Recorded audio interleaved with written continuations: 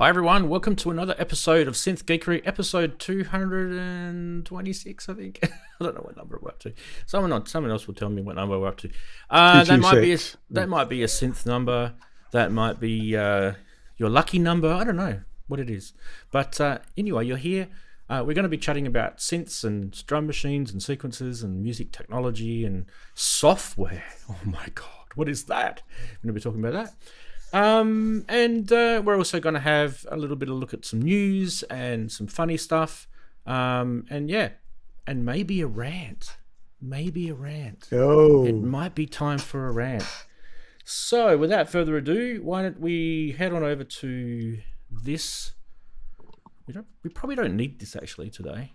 We've got a couple of less spots showing. Why don't we go to this one instead? Yeah, there we go. We'll go. I'll put myself down the bottom right hand corner. How's that?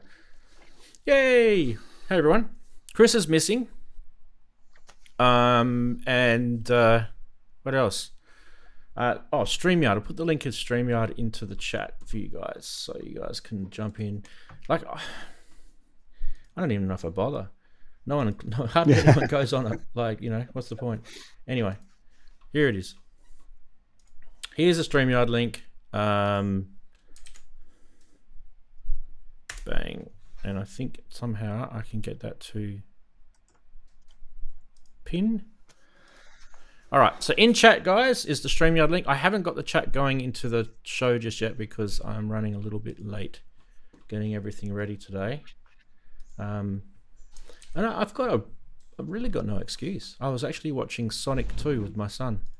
And I was enjoying it. It was actually a really good movie for a kids' movie. I haven't seen Sonic 1. It came out last year. It was on I think it was on Netflix, so we were watching Netflix. Right. So it was kind of like a freebie. But he's only 9, and just watching that with him. He really wanted to see it, so I thought, I'll just sit with him and watch it. It finished like 5 minutes ago, so I'm like running it, getting everything set up. No, most of it was all set up earlier in the day. I just had to turn a few things on, that's all.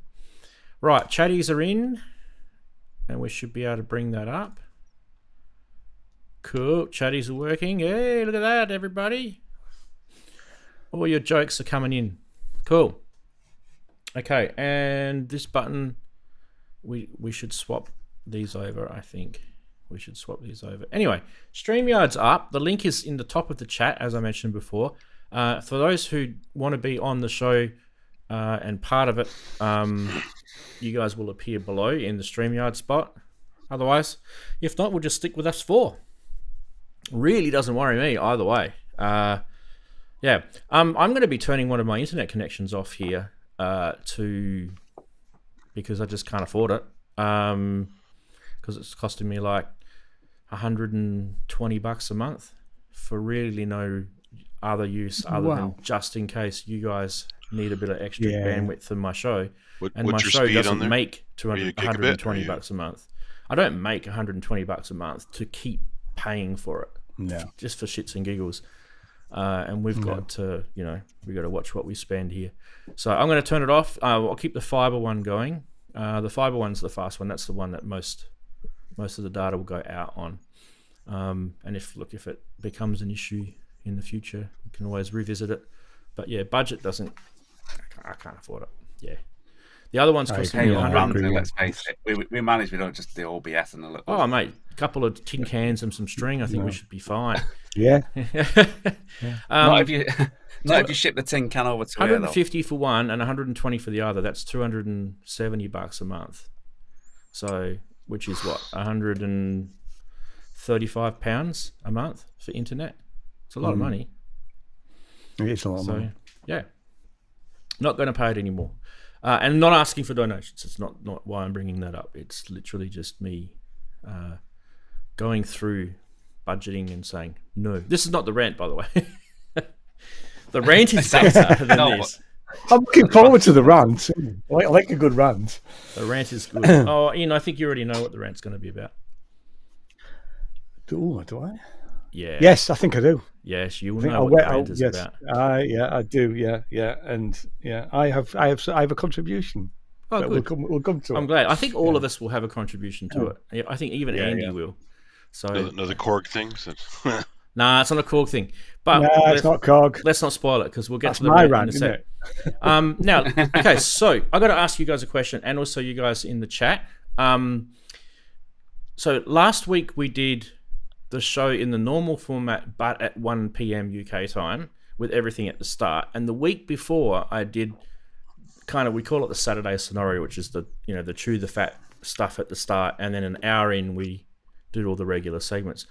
Which one do you guys prefer? Now, this is going to be a question that people are going to answer over time. So we'll get your straight away feedback now. We'll get the chatties feedback. And also, please leave a message in the comments below when you're watching this on replay. The reason why I say that, because probably about 50% of people watch my show on replay because I have an audience in the eastern part of Australia, and they're all in bed now. Well, most of them are, unless they're still out partying on a Saturday night. But most of them will be partying and not watching this. You know what I mean?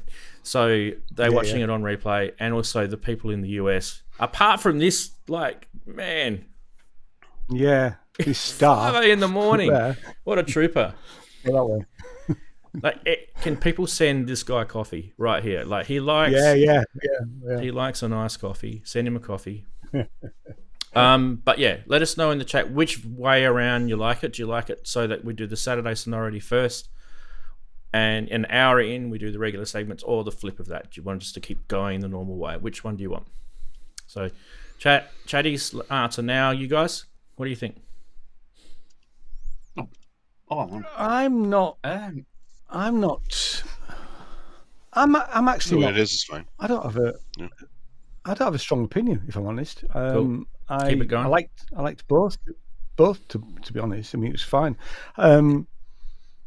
I'd go with the majority in the sense if they want it first, we'll have it first. But I really don't have a strong opinion. Okay. What I would say is I want to keep all the segments that you've got, because that's what makes the show great. Yeah. Well, that's never going to change. They're in concrete. I think it depends. If you've got quite a lot on your mind to get off, then it's good to have it first. But I'm sort of either way.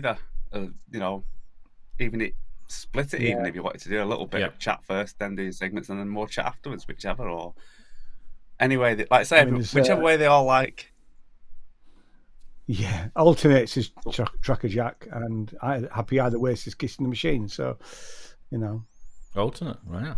Okay. Cool. See, we'll find out who kind of always keep them guessing. Keep them guessing. Yeah. Yeah. Middle.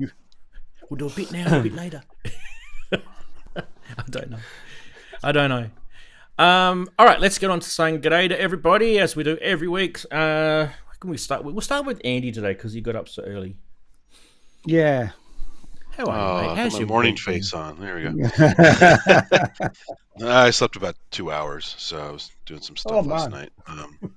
It's I got a nap afterwards, so it's okay. I'll be all right. Everything's good. Actually had a fun week. I went to play around on my friend's college radio show one night I was supposed to be there for a couple hours, but rain and traffic and all that kind of stuff kind of messed me up. So I was only there for about 45 minutes. So I put a link on Facebook if you guys want to hear the craziness. I did some cartoon sounds on my Tenorion and some parrot sounds and some little bit of Silphio wind synth mayhem on there. I didn't have time to set up all the effects and stuff, so some of the stuff's a little bit dry, but it's I was having fun. It's wacky day at the station, so everything was like comedy bits and weird sound effects and silly songs like Dr. Demento kind of songs and weird stuff like that. So it was a lot of fun. I had fun with that. And then I was at the zoo this week visiting some old coworkers and doing a couple short live streams on there. And then they have a new dinosaur garden. I did some scans of the dinosaurs there and put up a fun kind of AR scan of the dinosaur I did the other day in the park. Just a proof of concept. It actually turned out pretty well. If you guys like 3D and AR stuff, it's on my Facebook as well. And music-wise, not too much other than the usual hardware jams, but I did finally procure a Imposter 2 controller. New, old stock. I've been sitting on it for a while because I wasn't sure if it was actually going to ship, and it is. and it actually came from Australia. So who knows when it's going to get here? Probably next week, I think. So I'm looking forward to that because I know Kent put his blood, sweat, and tears into that. And it's not just, I like Imposter 2 a lot, but also it's a proper MIDI controller. I can remap it, do whatever I want with it. But it's a beautiful unit, so I can't wait to get it. I'll put it on display. So good times. Looking exciting. Exciting. Yeah, a good price too. That was the other thing. Yeah, you're a bit of a sleuth when it comes to a thrifty sort of guy, I'd say. Well, it's the last new one on the planet, basically, put it that way. Yeah. So I like that feeling. It's kind of cool feeling, isn't it? Like you get the last new one on the planet. I think I bought the last new Moog Foga phaser pedal on the planet. It was a white one, and I was kind of, you're walking around sort of feeling good about yourself for a bit until I sold it. Yeah, it's cool. Like I bought the last Moog Theremin upgrade kit on the planet too a while back to put CV on it, but I haven't installed it yet. So it was also new in box. So all right, awesome. Who can we go next? We'll go Darren next. How are you, mate? G'day. Yeah, what have I been doing? I don't know. The week seems to have gone quicker than a week should, to be honest, but they always do. I've waiting for something to arrive. I don't think it's coming while the show's on anyway. That's for my live rig. Been talking to some people in Canada, so waiting on that. What else? I've sent off part of my rig to be welded with a family member because it might need TIG welding. And then I realised I've not done a track on my channel for a few weeks, and I've gone, oh God, I need to get some out. So I've been playing around with the Pro VS Mini, and I'm just going to put some out tomorrow. So it's going to be a couple of hours to do the track and just chuck that out tomorrow. Other than that, it's been writing for Live 24, and then that's the week's ended, and it's back to Saturday and on here. So really, when I think about it, it's been quite a full week, but it didn't feel like it. Fair enough. I'm going to go to Ian, but I'm trying to sort of do two things at once here. Which one's Ian? Ian is... Hey, we got the right button. Yay!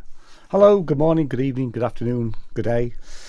What's our week? I've got a cold, so somebody's given me man flu. I'm not happy about that. But I did go and play at the York EMOM on Wednesday night. Everything went okay this time.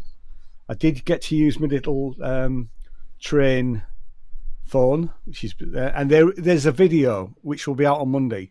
I did forget to film the first half of it, but so I've had to make it up. But I recorded all the audio, which went really well. What else have I been doing? Not much really. Just stuff, because it was our end of year, end of last month. I'm still catching up with bloody stock taking and all that. You don't want to know about that.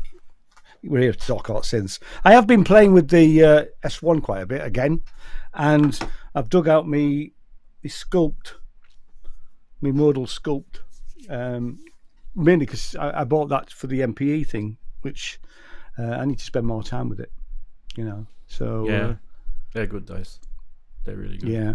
And the thing I don't like about it is patch switching, but actually the instrument is really, really good at that. So I don't have to go and touch the actual thing from the knobs.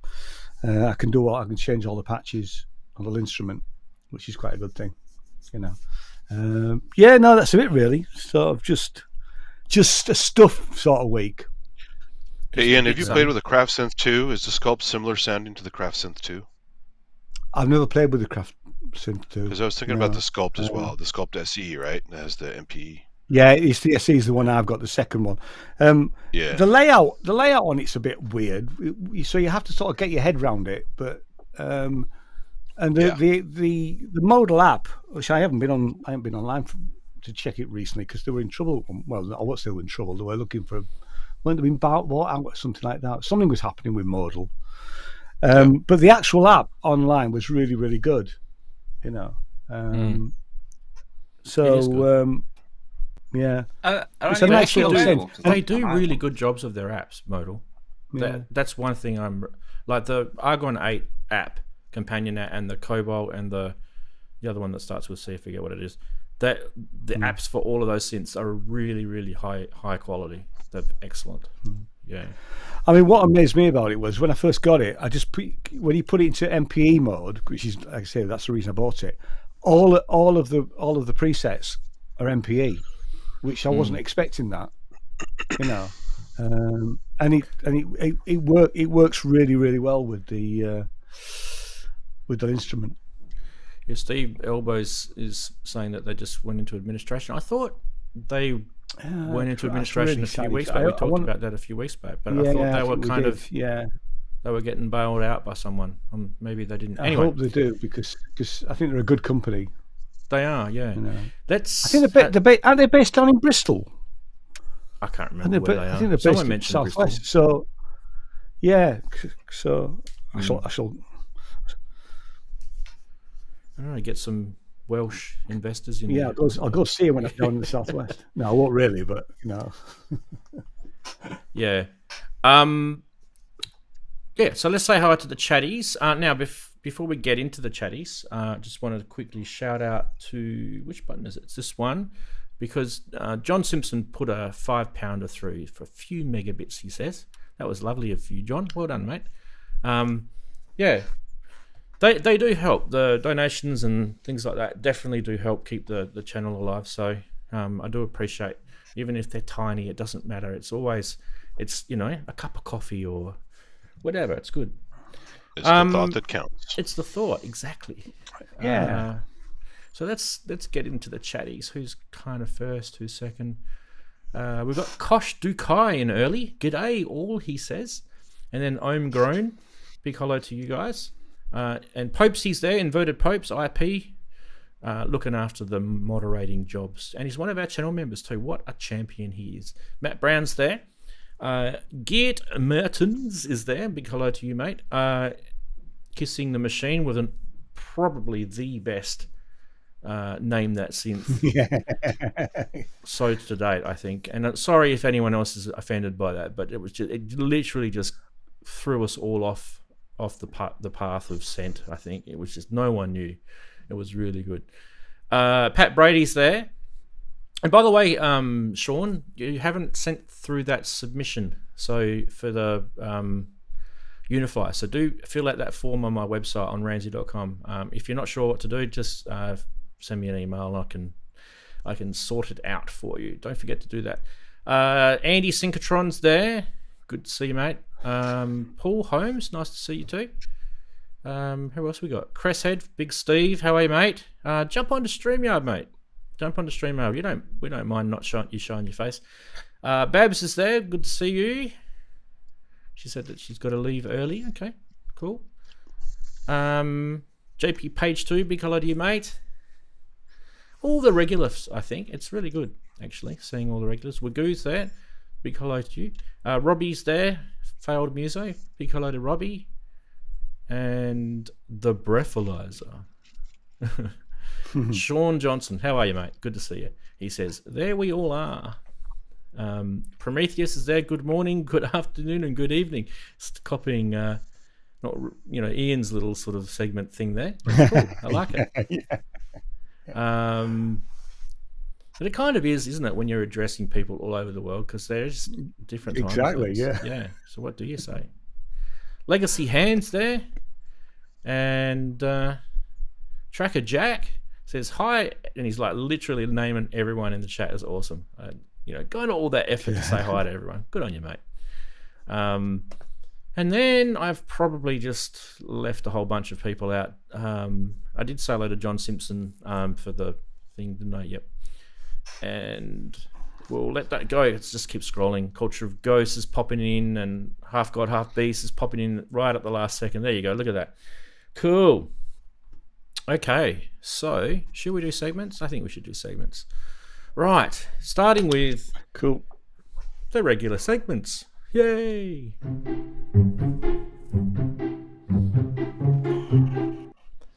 Imagine if I changed the stinger or something. People would just go bananas.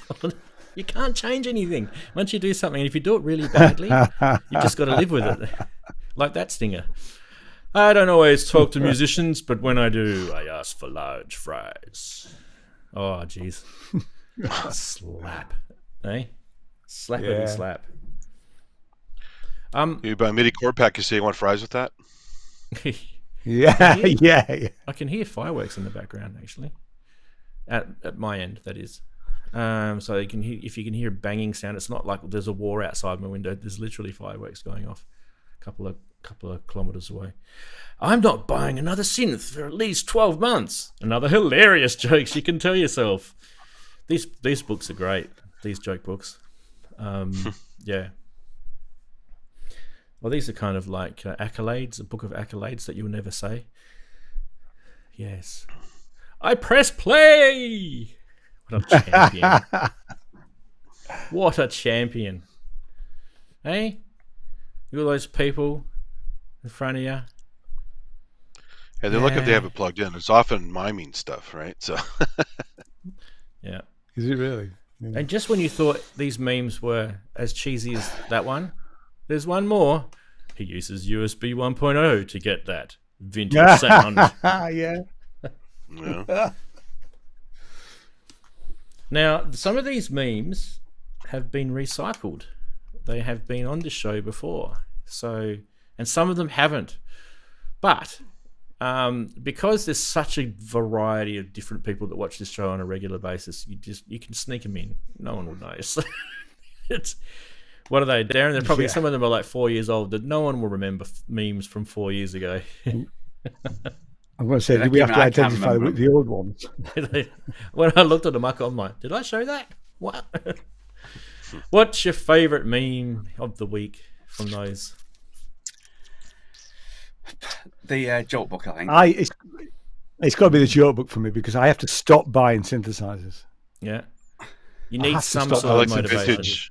The vintage USB, because it reminds me of the Robbie story about the Jean-Michel Jarre and the Fairlight. I got the older cards in it, so it sounds better with the older cards. You know? The older digital. Yeah, right. that joke could almost be MIDI 1.0 soon, right? Uses MIDI 1.0 instead of MIDI 2.0. It's going to be soon. Definitely soon. But you too can have lag in your digital audio interface if you use MIDI 1.0. It's a wonderful thing. Actually, MIDI 1.0 probably would be the laggy one, but it's funny because when I bought the RME stuff, one of the things that shocked me was it's brand new tech, but it's still MIDI 2.0. Sorry, MIDI 2.0, USB 2.0. And everyone's like, why isn't it USB 3 or USB-C or something like more modern? And they're saying, well, basically, it's like this. If you can handle the whole bandwidth inside USB 2, you don't need USB 3. You're literally like wasting. The device doesn't need it. It's not like you're sending other stuff up and down into that device. It's just the device. It doesn't need it. So why use it? And then it also means it's more compatible with everything, so it doesn't hog up your USB hubs. It's actually quite clever what their answer was. So sometimes USB 2 is my Novation X Station had USB 1 interface and I never had a problem with it. Yeah, so I've still got a few things like a Steinberg thing that's USB 1 and it still works fine. Cool. And what do the chatties say before they disappear and scroll off the screen? The joke book seems to have got the gig, I think, this one. Prometheus says joke books. Paul Holmes says book. Culture of Ghost says book. Matt Brown says the vintage USB. Cresshead's going with that as well. So I don't know. Have we got a split win again? Like we did last week. We had a split win last week too, didn't we? Oh, jeez. That meme that I did, I'm not trying to blow wind up my own bottom here, but that meme that I did with the Digitax, it took off on synth memes.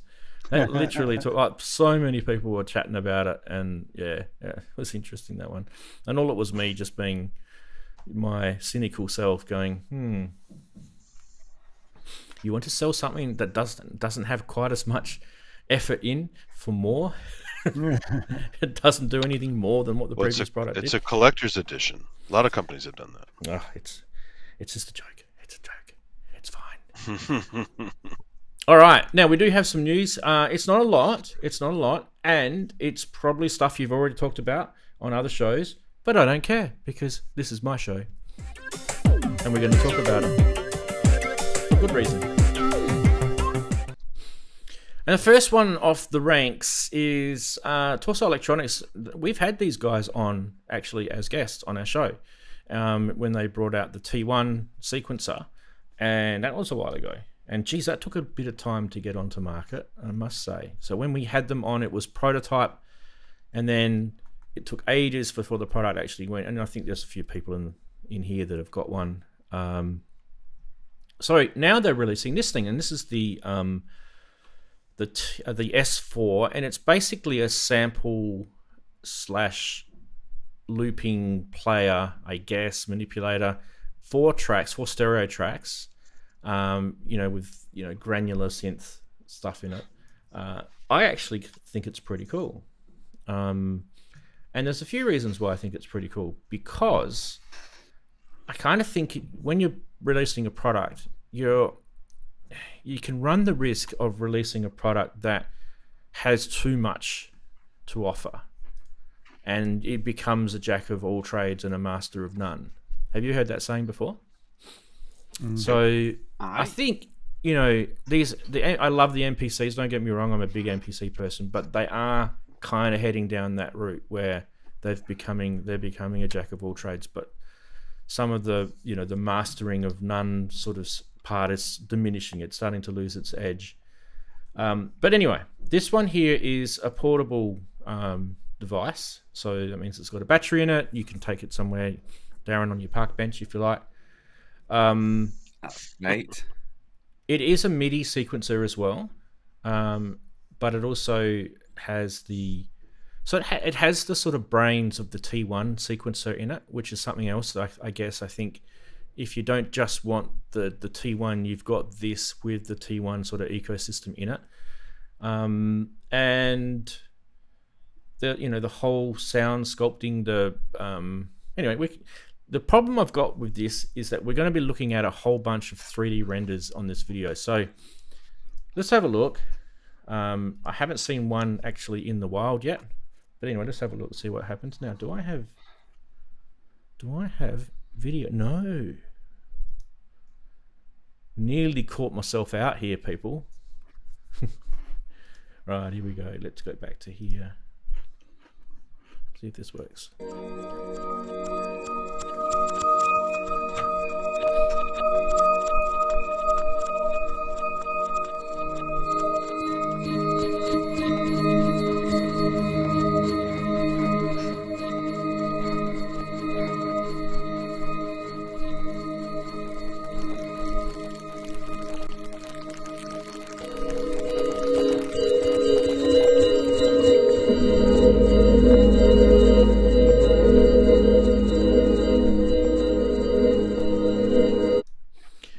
So, on the back of that, we'll go to here.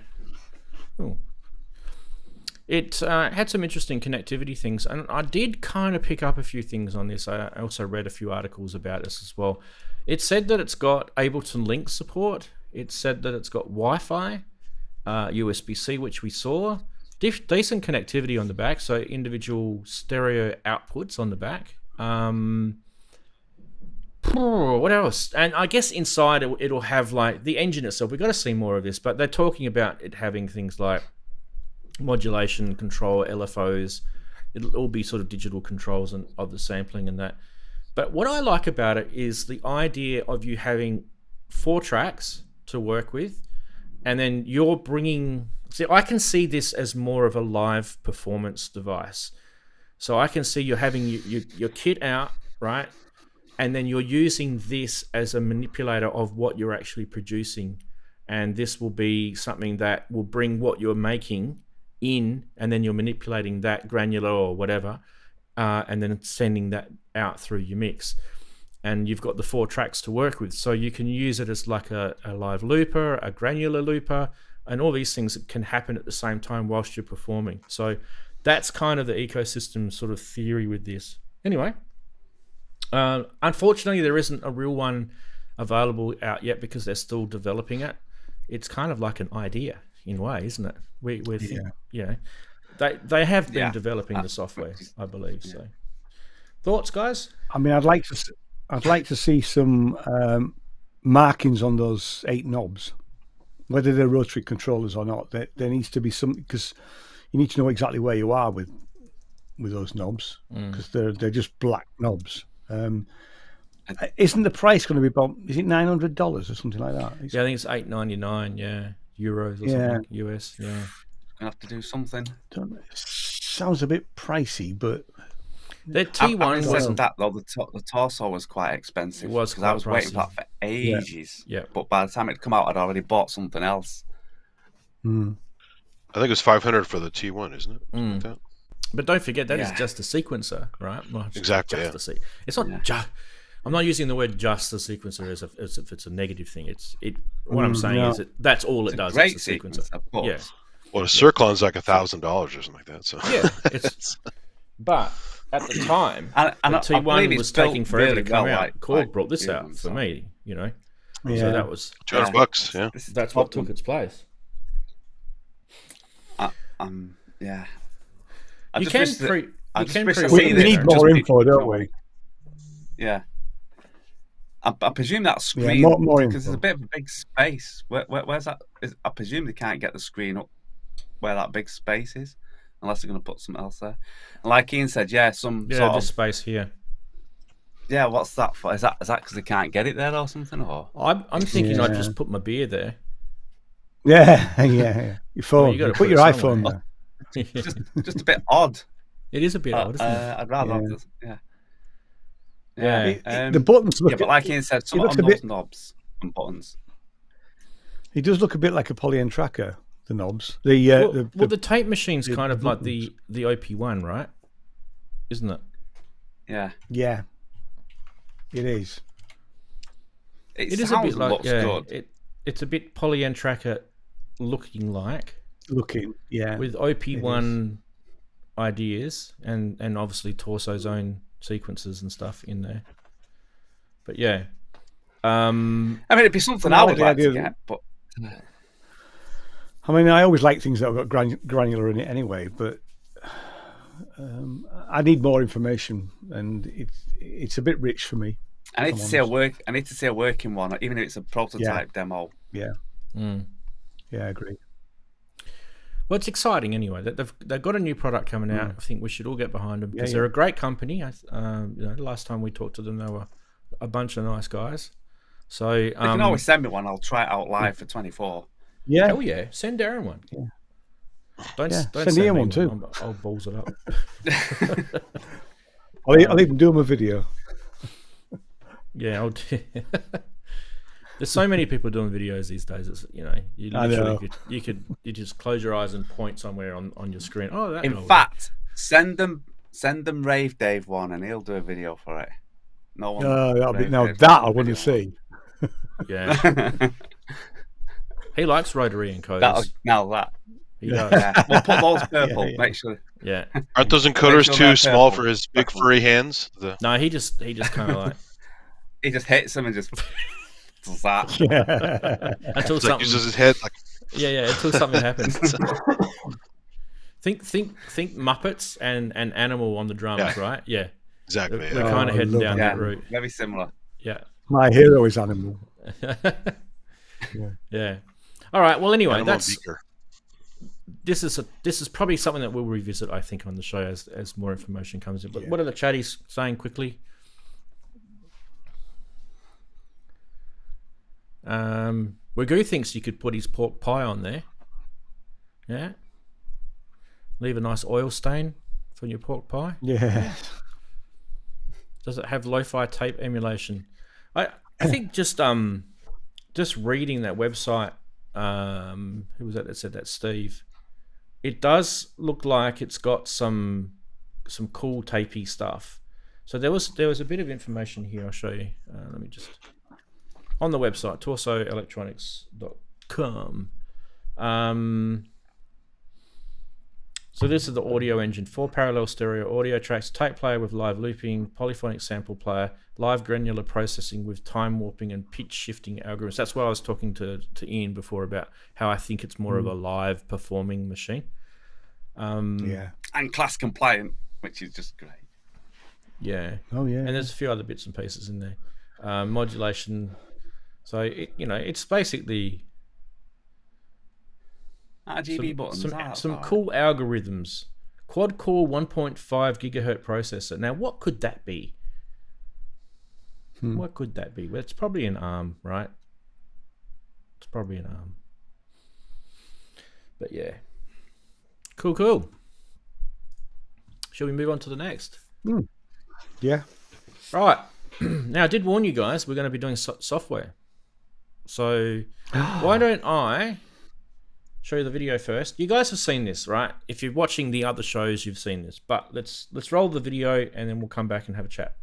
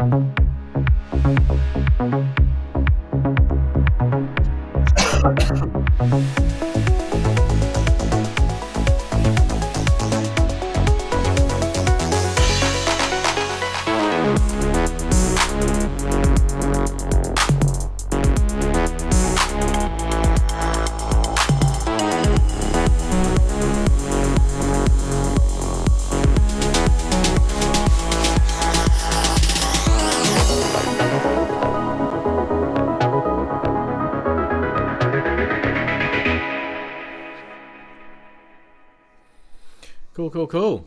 Right. So, the Galaxias. Is that how you'd say it? Galaxias?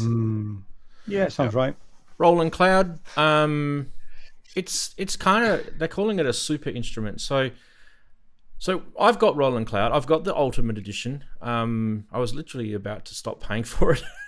This thing came out and I thought, give them another month's subscription and see what it's about. At first I thought it was a VST and you just chuck it in as an instrument in your DAW, but it isn't. It's an ecosystem type thing, right? It's an app. And I've got it installed. Hooray! There it is. So, which I think is a cool thing because like we've been talking about this on a few shows this week. And there are some videos out there with some people using it and things like that. But I think what's even better is if you're doing a live show and you've got this thing in front of you. Now, I have done hardly anything in this other than installing it and working it, like I said before, that it isn't a VST, it's a standalone app. And probably I'm not even saying that right either. But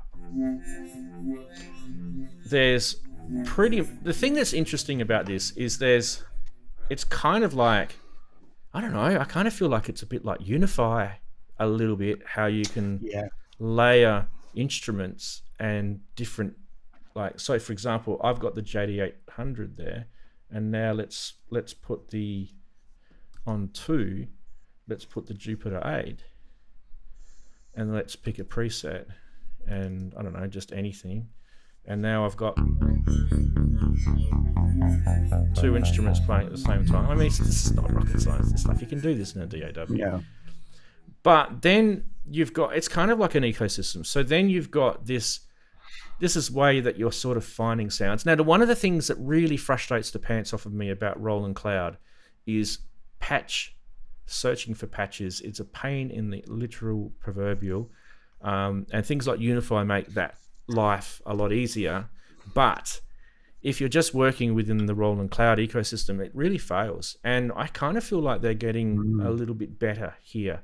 So you've got this sort of browsing system here where you've got sounds that are grouped by categories. So like synth leads, and then depending on what layer you're on, okay, you can go to, it remembers what you were on before. So say I was on organ, right?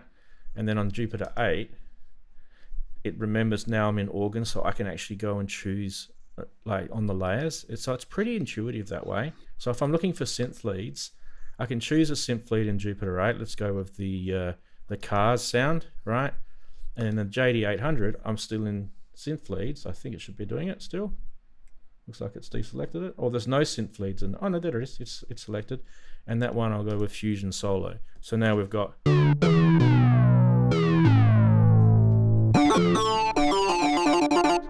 I'm not going to play it because I better strike. Then you've got the instrument itself, and then there's kind of things that you can do in there. And then you've got the mix. And the mixing is, this is still kind of like what you can do in a DAW. But don't forget, this is a standalone product. So with the mix, you've got, you can actually put effects in here. And these are all, this is kind of where I'm starting to think this is starting to get a bit more powerful. So some of the Roland effects that they've done digitally over the years are actually really, really good. Some of the algorithms that Roland and Boss have done over the years are quite good. Like, Darren, would you agree that the delay in the MX1 mixer is a nice delay? Yeah. I'm sorry. Yeah. Yes, definitely. This is like a Roland little mini DAW. Like a little, yeah. So this kind of, this kind of thing is cool. Now, once you've mucked around with this and you've set all your layers and scenes and, mixing and all that, you can actually save this as a scene. So you can create it, save it as a scene. So we can call it something else, whatever. Just save it, right? But not only that, there's a whole bunch of scenes that they've come pre-prepared. Which you can literally just go, right, okay, I'll have FM Dreamer, please. And I don't know why it's so quiet, but I think Steve Cress has just said it's Roland Mainstage, and I think he's right. Yeah, Roland Mainstage. I'm not a big user of that ecosystem, so I use Mainstage, but I would use Mainstage. I have in the past used it just for live work. Yeah, which is obviously what it was designed for, and it's brilliant at that. Yeah. Now, getting sort of further into this, I'm wondering, like, if anyone in the chat, do they have, the new Jupiter, how they've got the new Jupiter synths with the, the touchscreen GUIs and how that's got the Zen core in it and things like that. I'm wondering whether this would sort of work with those, workstation synths, or whether this is a completely separate, product. And that's kind of what I'm thinking about, right? So, but yeah, look, it's free. If you've already got Roland Cloud as an ultimate subscription, it's free. Yeah, it's the ultimate thing. Yeah, I mean, my first question, I don't subscribe to Roland Cloud, but why does it have to be the ultimate subscription? Why can't everybody have it? Well, I believe this is from what I've been told. They obviously going to reward those who pay them the most, right? Yeah, of course. Yeah. So that's kind of my logic behind. I don't know if I agree with it, but I'm just saying that's kind of my logic. I think you're right. Yeah, because when you think about it in the past, yeah. So you have to be paying monthly subscription basically on Roland Cloud to get this. Oh yeah, this is all software. And how much is the subscription? Ultimate's $200 a year. Yeah, you pay it monthly or yearly. All right. Okay. It's cheap, $200 a year. It's pretty cheap considering what's in there. Yeah. And then they do reward the ultimate people with, you get like an owned 10 keys every I think it's every year. You get an owned one, or there's an offer. Yeah, Rob was saying he's got. I think it's 2 every year because I've only had it for about it might be 2. 2 years, and I have 4. So I've got a stack, and I don't know. I don't even think I've selected all mine yet either. And that means it's actually such a good deal. I barely use mine. I don't even feel guilty about it because it's only $200 a year. So, yeah. Well, for some people, $200 a year is a lot of money, and for other people, it's not. I mean, I don't use an awful lot. If you're buying synths at all, $200 a year is nothing. You know. No.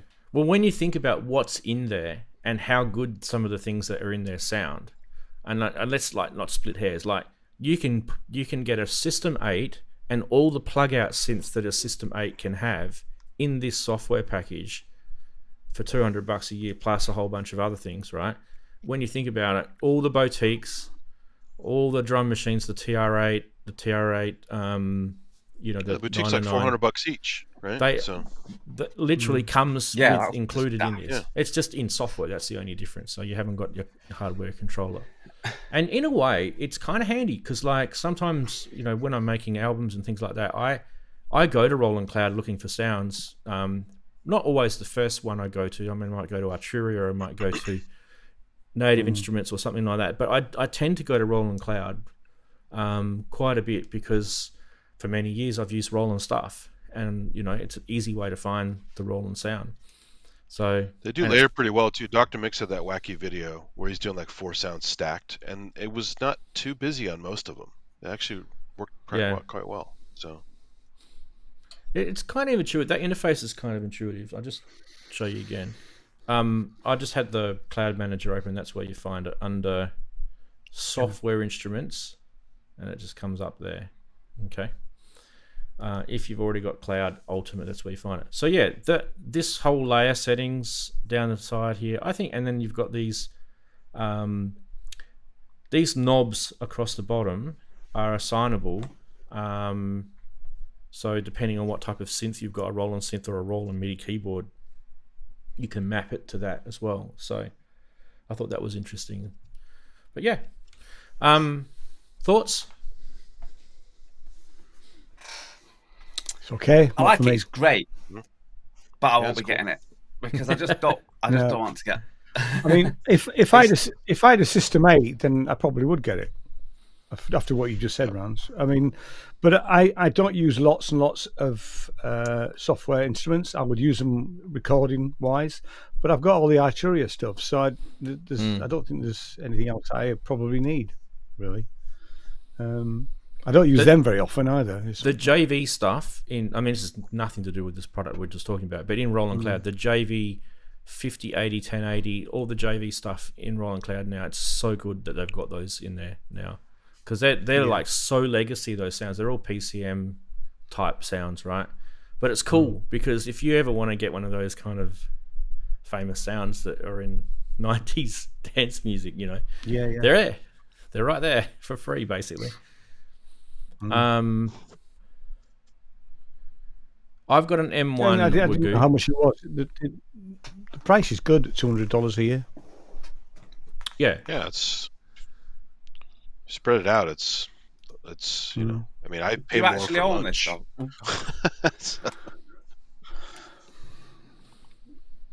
Yeah, there is. So they are saying on the website. I actually didn't see that before when I was looking at this quickly today. They're saying that there is DAW plugin support coming soon. Right. So that's why I couldn't work out why is it not in your DAW, because there's a photo of Ableton. Yeah. But yeah, okay. Yeah. I couldn't really see, you've got your standard Roland controller keyboards. I haven't actually tried it yet. The A500 Pro's over here behind me to see if it all maps properly with it and everything. But yeah, you can get, as it says there, a 30-day trial. So if you haven't got Roland Cloud and you do want to try this out because it looks like it's a cool thing, right? And don't forget, if you do get Roland Cloud, you not only will you get this, but you will also get all the other stuff that we just talked about, like the Zencore, System 8, all the boutique synths are in there, like the Juno 106, the D50, the JDs, the 1080. Are they not in this? So they're all in this, basically. You can get them all in this as well, yeah. Where is it gone? Where's it gone? Is that it? Yeah. So this is like on the right-hand side, Darren. This is what is in there. Just out of curiosity, if you stopped paying for it after a year, do you lose this then? Well, you would, yeah. You would. Yeah. You keep the ones the ones you've got the permanent keys for, I guess. Rob says he's got 16, so he'd keep those 16. If you got in early, you got more deals. You got more free permanent keys, which I got heaps. Right. I got heaps, but and also because I had a System 8 as well, I got some extra stuff. But if you it's like $17 a month. That's like 3 good cups of coffee. It's not that much really. Or 5 bad cups of coffee. I mean, if you can't afford that, you shouldn't be looking at any of this tech channels. You shouldn't be buying video games. You shouldn't be doing any of this stuff. Just buy food. But if you're buying this crap, $17 isn't a lot. There's the prices there. This is monthly. So you save 70% if you buy it annually. But these are your monthly prices. So Core is pretty cheap, $299, and you get quite a lot of stuff in Core, right? Pro $9.99 and Ultimate is $9. It's quite a step up, and then annual, it's just under $200. You save $180. There's one main reason why I wouldn't be getting this, even though I do like it and it's got everything I want on it. Even though I'm not a fan of membership, is until I get a better computer, it's not much more. It ain't going anywhere on this machine. No. Yeah, I haven't. Well, they did have memory leaks in the earlier versions. I haven't noticed any massive issues with it. But the M1 did have some issues with the Roland Cloud early days, and Roland were really, really quick at developing. And I think we probably even talked about it on the show actually, that Roland Cloud were kind of getting everything across to the M1 chipset, getting it working a bit better. But you can tell, like, you guys know how to check. If you've got an M1 Mac, you can actually find out whether your app is running as an Intel app or if it's running natively on your Mac, using the what do you call it, the system monitor or whatever it's called. Yeah, I think that's it. It's funny though, I bought a System 1 when they were fairly new, and I had to pay for all my plug outs separately. Activity monitor, that's it. And if this thing existed back then, I would have saved a boatload of money and got my permanent keys and all that stuff. So it's a good thing. I mean, subscriptions are annoying, but like some of my 3D software I use is subscription based. If you pay full out for the software, it's very expensive. So the subscription does keep the cost down for the average Joe, It can be, and it can also be. Some of these monolithic prices are crazy, right? I'm just trying to see what this is running under. Oh, there it is. It's running under Apple. There you go. Can I zoom in on that? Will it let me zoom in? Hey, there you go. So there it is there. And if you go to this column here, it says Apple. So that means that it's native, which is always good. I don't think I'm running anything on. Yeah, I don't think I'm running anything on Rosetta. No, I am. I'm running a few things. I can see it says Intel. There's my DigiFace stuff runs on Intel. Yeah, I only have Intel Max. So. This screen sharing thing that I'm showing you here, this thing. Right. That's called the vMix desktop capture. That's running on Intel. You can see that. Yeah. See that? A couple of things below. Western Digital thing. I don't even know why they're there. Anyway, we should move on to the next product. There is some Eurorack this week. So should we go across and have a look at that? Why not? Yeah. So we've done that. We've done that. Let's have a look at the Toad by Pittsburgh Modular. Yeah. Now you guys. A couple days I've done sort of. You guys are going to know why I'm showing you this, right? Have you worked it out yet? Can you guys see what it is? What's this module about? Anyone worked it out? No, not yet. Give him a second. It's a bit pricey. It's a phaser. It's a phase shifter. Sorry, guys. Welcome to Ranzee and his phase shifter show. It's a phaser, right? It's like Pokemon. Got to catch them all.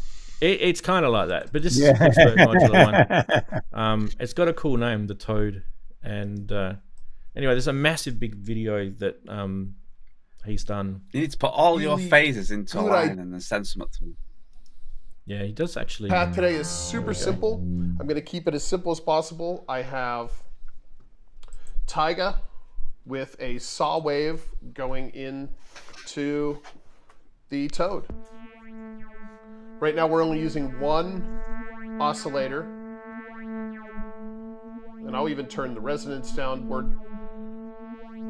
I'm not sweeping the filter or anything, so any modulation you hear in this sound is going to be the phase shifter. So we'll sort of run through the interface real fast. We have our input level, and the input level is what you think it is. You're going to adjust from full off to unity gain.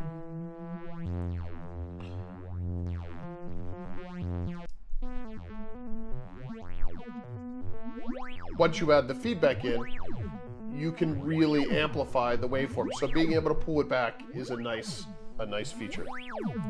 It's got a stereo effect on this, I think. The next control we have here is the manual sweep. So if I turn off the... Let's find a less No, chaotic... he doesn't. He's using a mix down the bottom. Nice.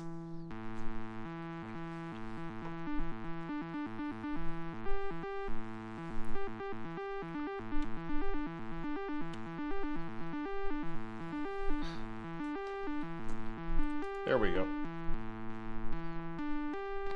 Something simple. We can manually shift it.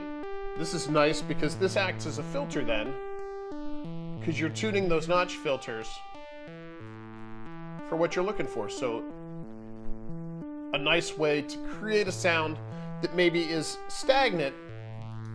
So it's kind of, so far you guys getting it, it's kind of like a momentary but also modulatable 12-stage phase shifter, analog, purely analog, and it's got that. I've got it back to sort of a picture where he hasn't got his hand in the way. It's got that mix there with the plus and minus, and that's giving you that stereo phase effect that I thought he was actually running it through some sort of delay or something, but it's not. It's actually the phaser. So that is kind of why we would want something like this, I guess. And I need to turn this off somehow. How do I turn this thing off? Where's it gone? Where's it gone? Where's it gone? I've got the graphic up. There we go. And we'll go back to us. All right, $2.99. It's in Modular Grid if you want to check it out on Modular Grid, or obviously Pittsburgh Modular. It's a eurorack module. It's 8 HP, 35 millimeters deep. These are all the questions I get asked, so I'm telling you now. What else can I tell you? That's probably about it, really. I mean, does this do what other module phase shifters do? Maybe, kinda, but there's that little sort of mix minus, mix plus thing going for it, which I feel was quite good. But sometimes, so this is the kind of clincher here. When you get an effects module, I've got some in the drawer here, and I just don't like the sound of them, and they're probably going to get moved on pretty soon. And some of them are phaser modules, and some of them I absolutely love the sound on. Like I mentioned before a few weeks ago, the Orion from WMD, great phaser module, right? So you're going to have to come up with that yourself. And checking out a YouTube video sometimes doesn't cut it. Would you guys agree? Because of the compression, you might get something in here into your studio after you've fallen in love with it on YouTube, and you think, actually don't like it. I don't like it it could be a tactile reason, it could be an audio reason, it could be all the above, you know. But this one does sound pretty cool. I like the look of it. I like those kind of, like everyone's got black or silver or white, or maybe a color like yellow or pink or something like that. Yeah. This one's got like, a picture of a toad on it. and his eye is the LED. I like the blinking eye. It reminds me of the clipping cat. The clipping cat actual distortion. Has that's cool too. Yeah, I do like those modules that have got like some really cool faceplates. Sometimes you want to buy it just for that. Yeah. Look at my fancy module that no one can see when I'm sitting in my studio all alone. Yeah, I get it there. And it's the same with the lights, isn't it? It's same if it's got lots of flashing lights or really cool screens on it. I mean, can't use it. It doesn't do what you want, but it looks cool when it's set up and it's all flashing at you. Yeah. But I'm completely on board with the Pittsburgh modular guy. He's kind of like he's teasing me. He's like mocking me. He's like, "You want to buy this Ranzee?" Yeah, I do. Even if it is $299, it's it's on the pricey side for a phaser, that's for sure. But that's not the most expensive phaser I've bought. So there you go. Well, if you're moving some of the other ones on. Yeah. So there are some options in here. I just thought I'd mention. Like I said, it is dual phased. Audio outputs are tapped from 7 to 12 stages, and they can be used together as he did for the wide stereo effect. That's what you were hearing. You can invert the dry signal as well to give you even more sort of sonic flavors. That's interesting. So not only can you are you getting the different stages creating that stereo effect, you can also invert the phase of the dry signal. That's a cool thing. Yeah, I like that. There's some kind of funky things in this, and it's so when you're looking at it at face value, and this is what you're seeing, just the phaser effect. Sometimes these things aren't kind of what you're just thinking they are, just off face value. They're a little bit more. So you see down the bottom, it's got the 7 and the 12 numbers on those two outputs, and then you've got your mix minus and your mix plus. So that's the inverting of the dry signal. Sometimes it's hard to see this, isn't it? Can I zoom in on this? Yeah, this is annoying. Do I get to zoom in? I don't think I can. No, I can't zoom in on this because it's a... If I do it like this, will it let me zoom in? Does it let me zoom in? No, it doesn't. No, can't do it, sorry. Tried. Software doesn't let me zoom. Anyway, anyway, that's it for this week for the hardware. It's pretty, some weeks are quiet. There was a couple of other things I saw, but I thought, it's not really worth talking about. The other one that I guess I want to mention is obviously Ableton 12 is coming out, but that's next year. And I kind of really want to show you guys. I'm an Ableton beta tester, but they haven't given it to me yet. So there's kind of like a waiting list. For those people who are Ableton beta testers, some of them have got it like before me, and I'm like, wow, okay, cool. I think it's more like a lottery when you get it. So as soon as I do get Ableton 12 as a beta tester, I'm allowed to show you because it's publicly available knowledge, right? But I guess let's talk about the updates. I mean, Darren and I are Ableton users. Ian, I know you're not as much. I'm not as much. I am on the beta list. I got the email for 11.3 was it? Yeah, I get those. Yeah. I haven't installed it because the last time I properly used Ableton was 9. But yeah, 11.3, 3.20 B5. Yep. Was the email I got this week. Before we get into what it's doing, right, is just quickly, if you are kind of thinking, ooh, I might take the plunge with Ableton, there is a 20% saving on right now, and it's probably going to be part of their Black Friday sort of Cyber Monday sale thing, or maybe related to the 12 release anyway. But this is the thing that kind of annoys me, and no, this is not my rant either. But rant's coming, don't worry. This is kind of a mini rant. I've got mates that are on the internet that have bought Ableton 11 Suite within the last 3 or 4 months. And I want to actually, Ableton, if you're watching this, and I don't think you are, but hey, there might be a chance that you are. Companies like you, if you could, I don't know, see that musicians aren't like driving around in Ferraris, you know, and we love your software, but look after us, please. Like, our money is precious. So if we've bought your software within 12 months, give us a free upgrade because you've brought a new version out. Yeah. I think that is the minimum and the maximum I would feel, because that falls within your finance. Your accountants probably won't care, but if you're just after the money grab, hey, cool, that's how you want to be. No worries, I get it. But look after your loyal customers. I've been using Ableton since Ableton 6, right? And that's loyalty. I got 11 Suite about 4 months ago. They had that half price deal with Novation gear, and it was a steal. So I don't mind if it, you know, I'll stick with 11. Yeah, if I was going to buy anything, I'd have to buy Suite because I'd want Max for Live. Yeah, because the Max for Live stuff is brilliant. I mean, I've got all the Max for Live apps. I might get a Push 3 as well, so I want to get that. So. I use the Max for Live stuff awesome. in Max MSP, so you know they all come as part of that. But yeah, so I mean, at some point I will probably buy it, but it's got to be. I need to get a new computer before I upgrade. That's my problem. So I need to save for that. Well, I mean, it takes a lot. It's annoying because everything keeps coming out before. It's kind of saving your money, Darren, at the same time. So maybe you shouldn't. Yeah.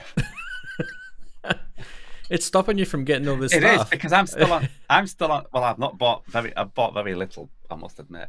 Yeah. Apart from my birthday present, which was a force, but other than that, I've not really. I'm trying to save, as well as for all the other stuff you have to do, like Ranzee, all the general things, day-to-day stuff. And I'm trying to save for a computer so that I can get up, because there's no point in upgrading a lot of my stuff on the one that I'm on now. Because one, it won't take it, and two, it'd be just daft to try and switch everything over to a new computer and start fresh with a new, an M Mac rather than faff about. So I'm trying to save up for that. But yeah, obviously I'll be moving to Ableton because that's like you. I've been with Ableton from the early days, and it's you get set in that one door that you like, and it does what I need it to do. So. So do you remember how we were talking a few weeks ago about one of my frustrations with Ableton, and that is that I didn't like how small the channel strips are, and you can't really mix properly in Ableton. It's really not the best mixing. You're better off using 12 looks better. Studio Live, yeah. So one of the cool things, maybe they were watching the show, I don't know, but one of the cool things that they've brought in to 12 is they've enlarged the channel strips, and they've added a few extra improvements with the channel strips and the way that looks. I mean, that might seem like a real small thing to some of you, but the clearing a frustration from a user is a massive deal if you're in that ecosystem all the time. Look, should we have a quick look?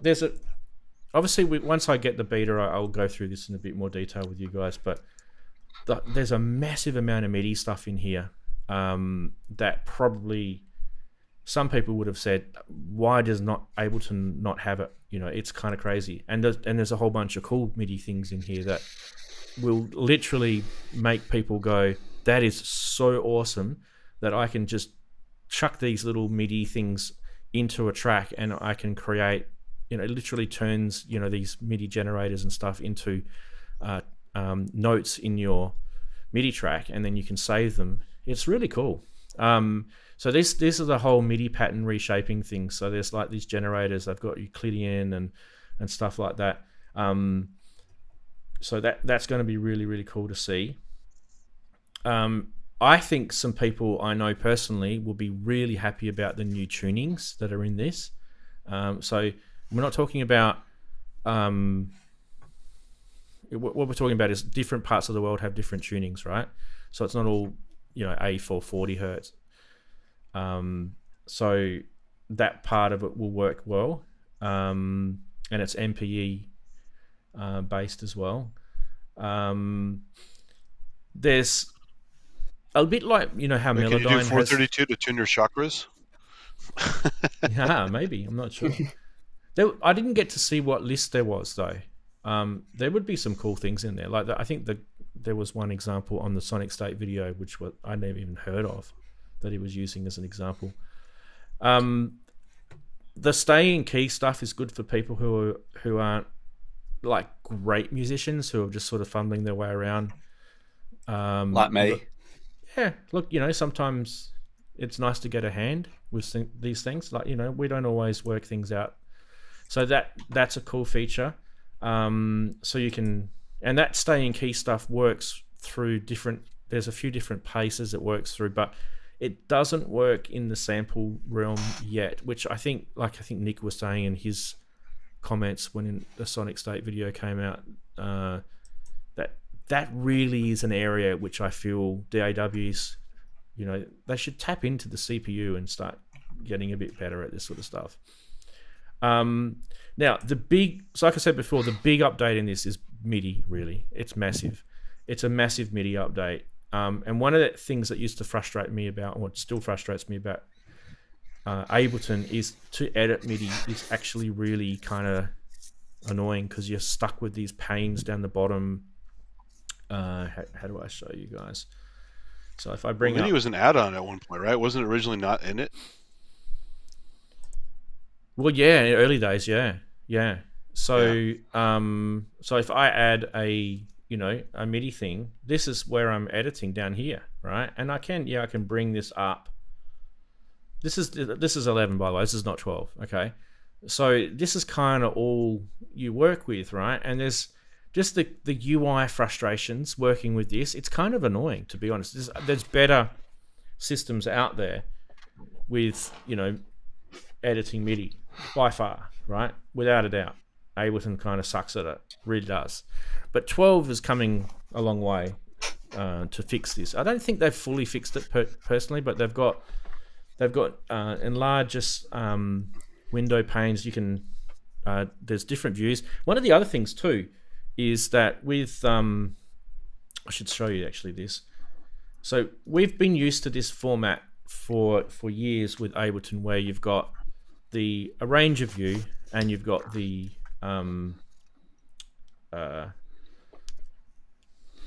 session view, right? And arranger view.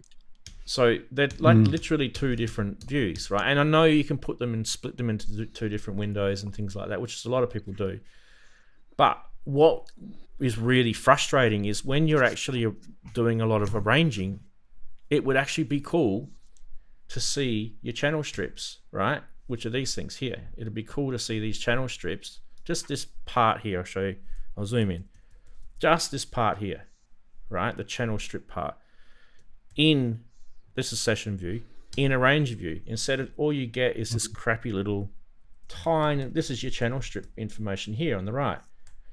So with 12, the new update, you get to be able to see the channel strip in session view now, which I think is really, really cool. Arranger view, which I think is really, really cool.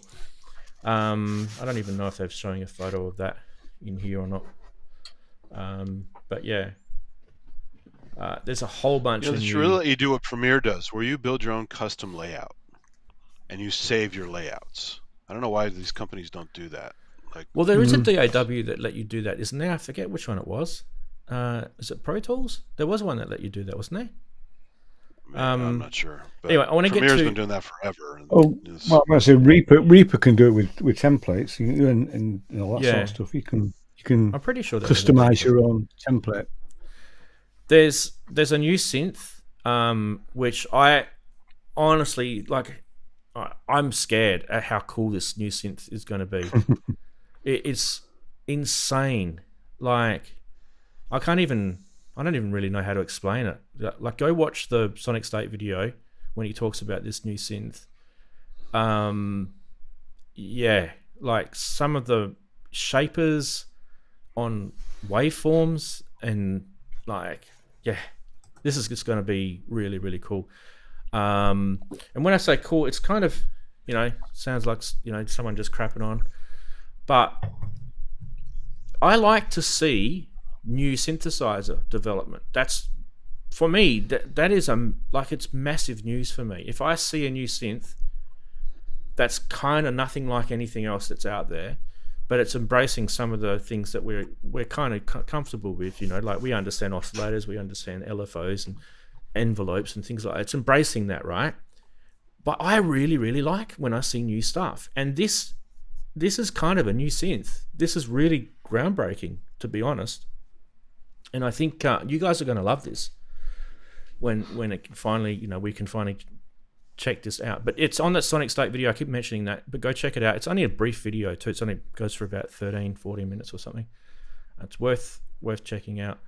There's a whole bunch more. I don't want to get sort of too deep into it. There's videos on this page. By the way, I'll share the link. It's just go to ableton.com and check on what's new in Live 12, and you'll see all that stuff that I just mentioned. There's videos to watch in there if you're really, really interested.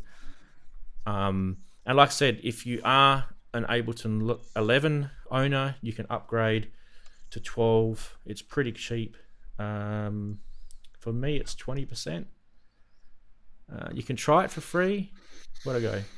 It's 279 Australian dollars for me to upgrade from Live 11 Suite to Live 12 Suite. So it's, when you think about it, it's probably not a massive amount of money. I get a new synth. I get some fixes that I've always wanted. There's some stuff about slicing and cutting and stuff that's kind of fixed as well in there. That is kind of cool. But there you go. Andy's put the link up. Good on you, Andy.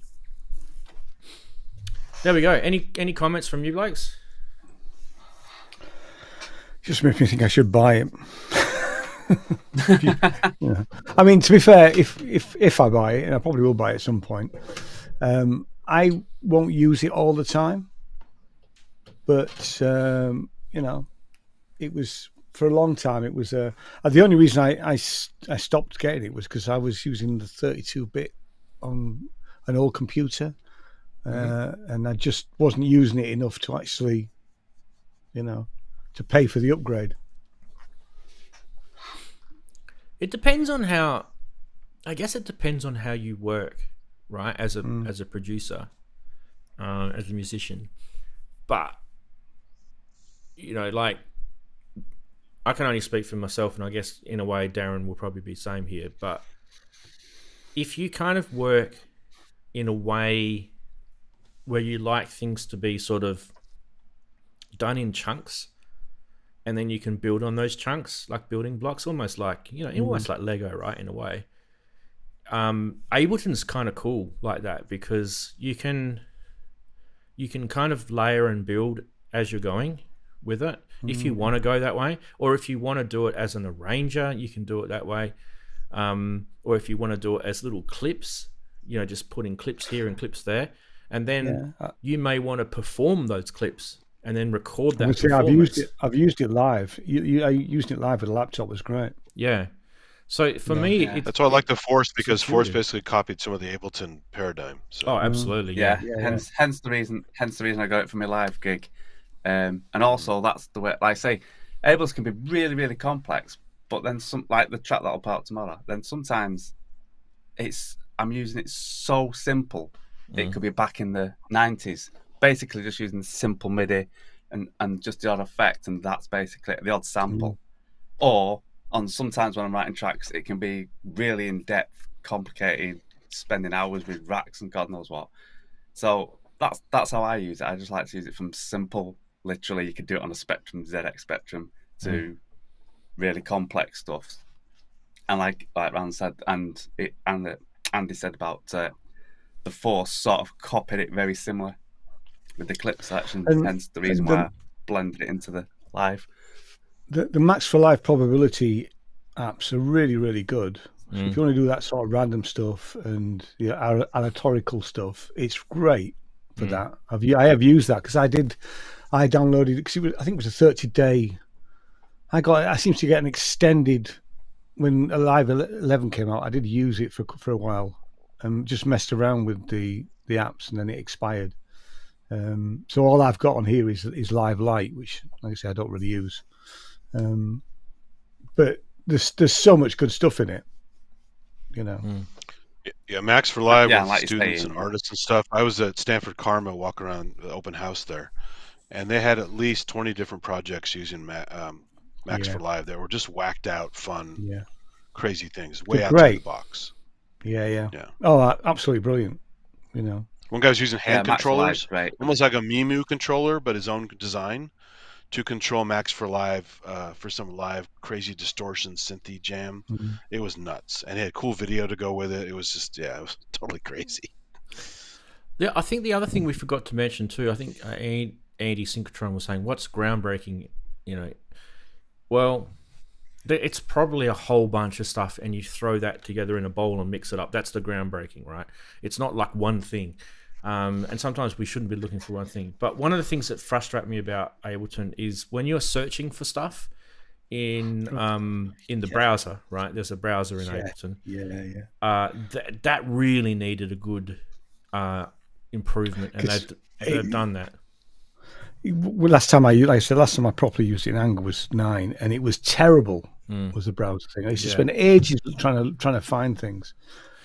So this is just off the top of my head. Project in it somehow. I know it's in there, but it can't seem to find it, and I can't find it, but I know it's in there. So this is just off the top of my head, and I can't remember everything that's in this update because I've only just watched a few videos and I'm just doing it off my memory. But the new browser support they have tagging now, and the tagging is built in with the Ableton stuff. But if you bring your own stuff in, you can tag your own stuff. So if you're proactive and you're bringing your own samples and instruments and things like that in, tag it as you do it. And then when you go back later, like a year later, and you're trying to find something, if you've tagged it correctly, like maybe it's an analog sound, you're trying to find analog stuff, you tag it analog, you can find it that way. So there's that. The searching's better. There is browser views that you can save, so you can change views in the way you're looking at things, which is handy because that can kind of customizable in a way. And there's also a browsing history. So that sort of stuff is pretty big just in the browser side. I forgot to mention that. So yeah, a lot of people are raving about the tuning thing as being quite important too. And I reckon we probably aren't feeling it as much because we're used to the Western system here where we live. But if you live in a country where you play that indigenous instrument and that's being tuned at a different tuning system, and you're trying to use something like Ableton or any other DAW that doesn't support your tuning system, that would be frustrating as hell. So that would be a big thing. And the world is not just Western society. It's, you know. I use weird tunings and scales all the time just because they're fun, you know. Yeah. Yeah. Well, so did some, you know, the Beatles did. You know, there's artists that have done that, you know, and sometimes they've done it on purpose to sort of throw people off from copying their songs and playing them live and things like that. But, you know, that it's a cool thing to do if you can do it well. It's not a cool thing to do. Just pick a Japanese scale, one of my little chord generator things, or the theory board or whatever, and I'm instantly making Japanese sounding music without knowing what I'm doing exactly. Yeah. Yep. And like Ian said, so don't forget, it's all the stuff that Ableton has in the older previous versions. It's still there. Like that's not because if that's disappearing. One of the things I love about Ableton in the recent upgrade, I think it was a 10 or 11, is that whole if you've been playing something with MIDI, and then you know that you have those happy accidents, and you think, oh shit, I haven't recorded that. What have I done? In Ableton, you literally can it picks up what you've played as you're doing it. As long as you've got a channel armed, it'll pick it up, and then you can go through what it's recorded and find that bit that you just thought, wow, that was awesome. And you just grab it and turn it into a clip, and away you go. They're really cool workflow things. And I have to say to you that when I made my previous album, I used that feature probably 3 times that I can remember really clearly, where I was just trying to come up with some melody stuff, and you know, you'd go to record and you just couldn't play it as well as when you were mucking around. I don't know what is with your brain when this stuff happens. I've seen a meme about it actually. I reckon everyone must have this problem. Or maybe it's true. Me. No, it's not just you. It's melodies are the ones that you've not recorded. Yeah. Yeah. Or the ones that you're humming in the shower. Yeah. That's it, you know. So I mean, that's why I literally record everything. I always record everything. Yeah. You know. The bigger problem is storing it all, you know, and then tagging it. But you know. Yeah. But like preparing for the EMOM, I think I did 4 or 5 rehearsals. They're all different to how it ended up on the night, actually, apart from the one of the morning before the actual EMOM. But so I've got all of them, you know, and I'm purposefully not listening to them at the moment. You know, I'll come back to them with fresh ears in maybe a month or 6 weeks' time or something like that, and you know, and then probably turn them into something else. You know. Well, I'm not. By the way, I'm not talking about when you're absolutely smashed and you've had too much to drink and you thought you sounded amazing. That doesn't work. You wake up the next day and you play it back. Yeah. I don't know about that. Yeah, that's it for news. Like I said, there was a little bit of other stuff, but quite a lot of software this week. And you know, I did promise you guys in the past that I will be touching on more software in the future, because you know we should definitely do it. Right, now the next segment. Guess what segment it is, people? I promised you that I'd do a rant. Is it ready? Price watch? Nah, we're gonna do a rant. I'm just waiting for Ian to come back because he's going to be involved in this one. Wait for him to chuck his headphones on. Here we go. You ready, Ian? There he goes. He prepares himself. I think about give him a second. Next. You ready, Ian? Sorry, I had a post delivery. Okay, here we go. And now he's in. Right, let's go. Hey! Let me tell you, it's time for a rant. It's a good one, actually. It's a good rant. Sit back, grab a coffee, enjoy my rant. You'll probably agree with it. You guys remember a few years ago we did the hashtag FFS. It was great. It was the February filter sweep. February filter sweep. Yeah, we did that because people were getting copyright claims on their videos when all they were doing was trying out their favorite new synth that they bought, and all they were doing was sweeping the filter, and all of a sudden, some record company wanted your money. So yes, it's not a rant about that, but you might remember this is where all the rants kind of started from there. But it is along the copyright claim train again. Unfortunately, yes, it is. It's probably like the 3rd major rant I've ever done, and it's on that same train. And yes, this rant this week is about when I show with love other artists on this show because they've asked me to, because they're on the friggin' show talking about their music that they've just written on my show with their face on the camera, just like I'm doing out there, and we're playing their music, and that music hasn't been commercially released at the point of time that I'm showing it on this show. Right?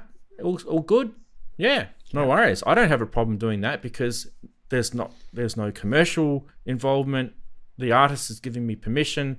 Everything's fine. You know, you guys are enjoying it. I'm enjoying it. Oh, but let's fast forward into the future when the artist decides to commercially, which they're entitled to, by the way. This is nothing against the artists at all. They're entitled to release their music, right? In the future, they've released their music. And then in the future, further down the path, the record label has come and said, you've played that music. You don't have permission to play that music. That's a copyright. I'm going to take your entire 3-hour live show and all the money that you made from super chats and ads that have been played over the years that people have watched. And I'm going to take that all for that 2 minutes of music that you played, and you won't get any revenue back, even if it was only $1 anyway. Thanks, YouTube. So no, like, what am I supposed to do? I'm doing everything right. I'm showing the music before it's commercial. The artist is there, sitting there saying, yeah, play it. Like, it's just really, really, really, really, really, really frustrating if you can't gather. And as in this case, I am the record label. In this particular case, you are. In this particular case, I am the record label. And in this particular case, I requested through our distributor that no money will be taken from anybody using this content. Right. So this is and I'm happy to name them. It's the Orchard, who have actually, it's a money grab. So I actually, because when we're talking about Andy and Gracie's piece of music, aren't we? Yeah. In this particular case, we are. There's going to be others. Case. But actually, there are others, because I've had one as well this week. Yeah. Now, what I said to Ranzee this week was we should contest it. Now, he's chosen not to do that, but I am contesting it because I've contested every one that they've done. Mm. You know, because the way it tends to work at the moment is I contest it first time, and if they come back and they refuse that, I will contest it again. Now it sort of can get a bit scary at that point, because you sort of get threatened with, you may get your channel taken down. Now the reality is that I've done this probably half a dozen times now. We did not only with Orchard, but with other record labels, because Orchard are part of Sony. So, and Universal is the worst one, actually.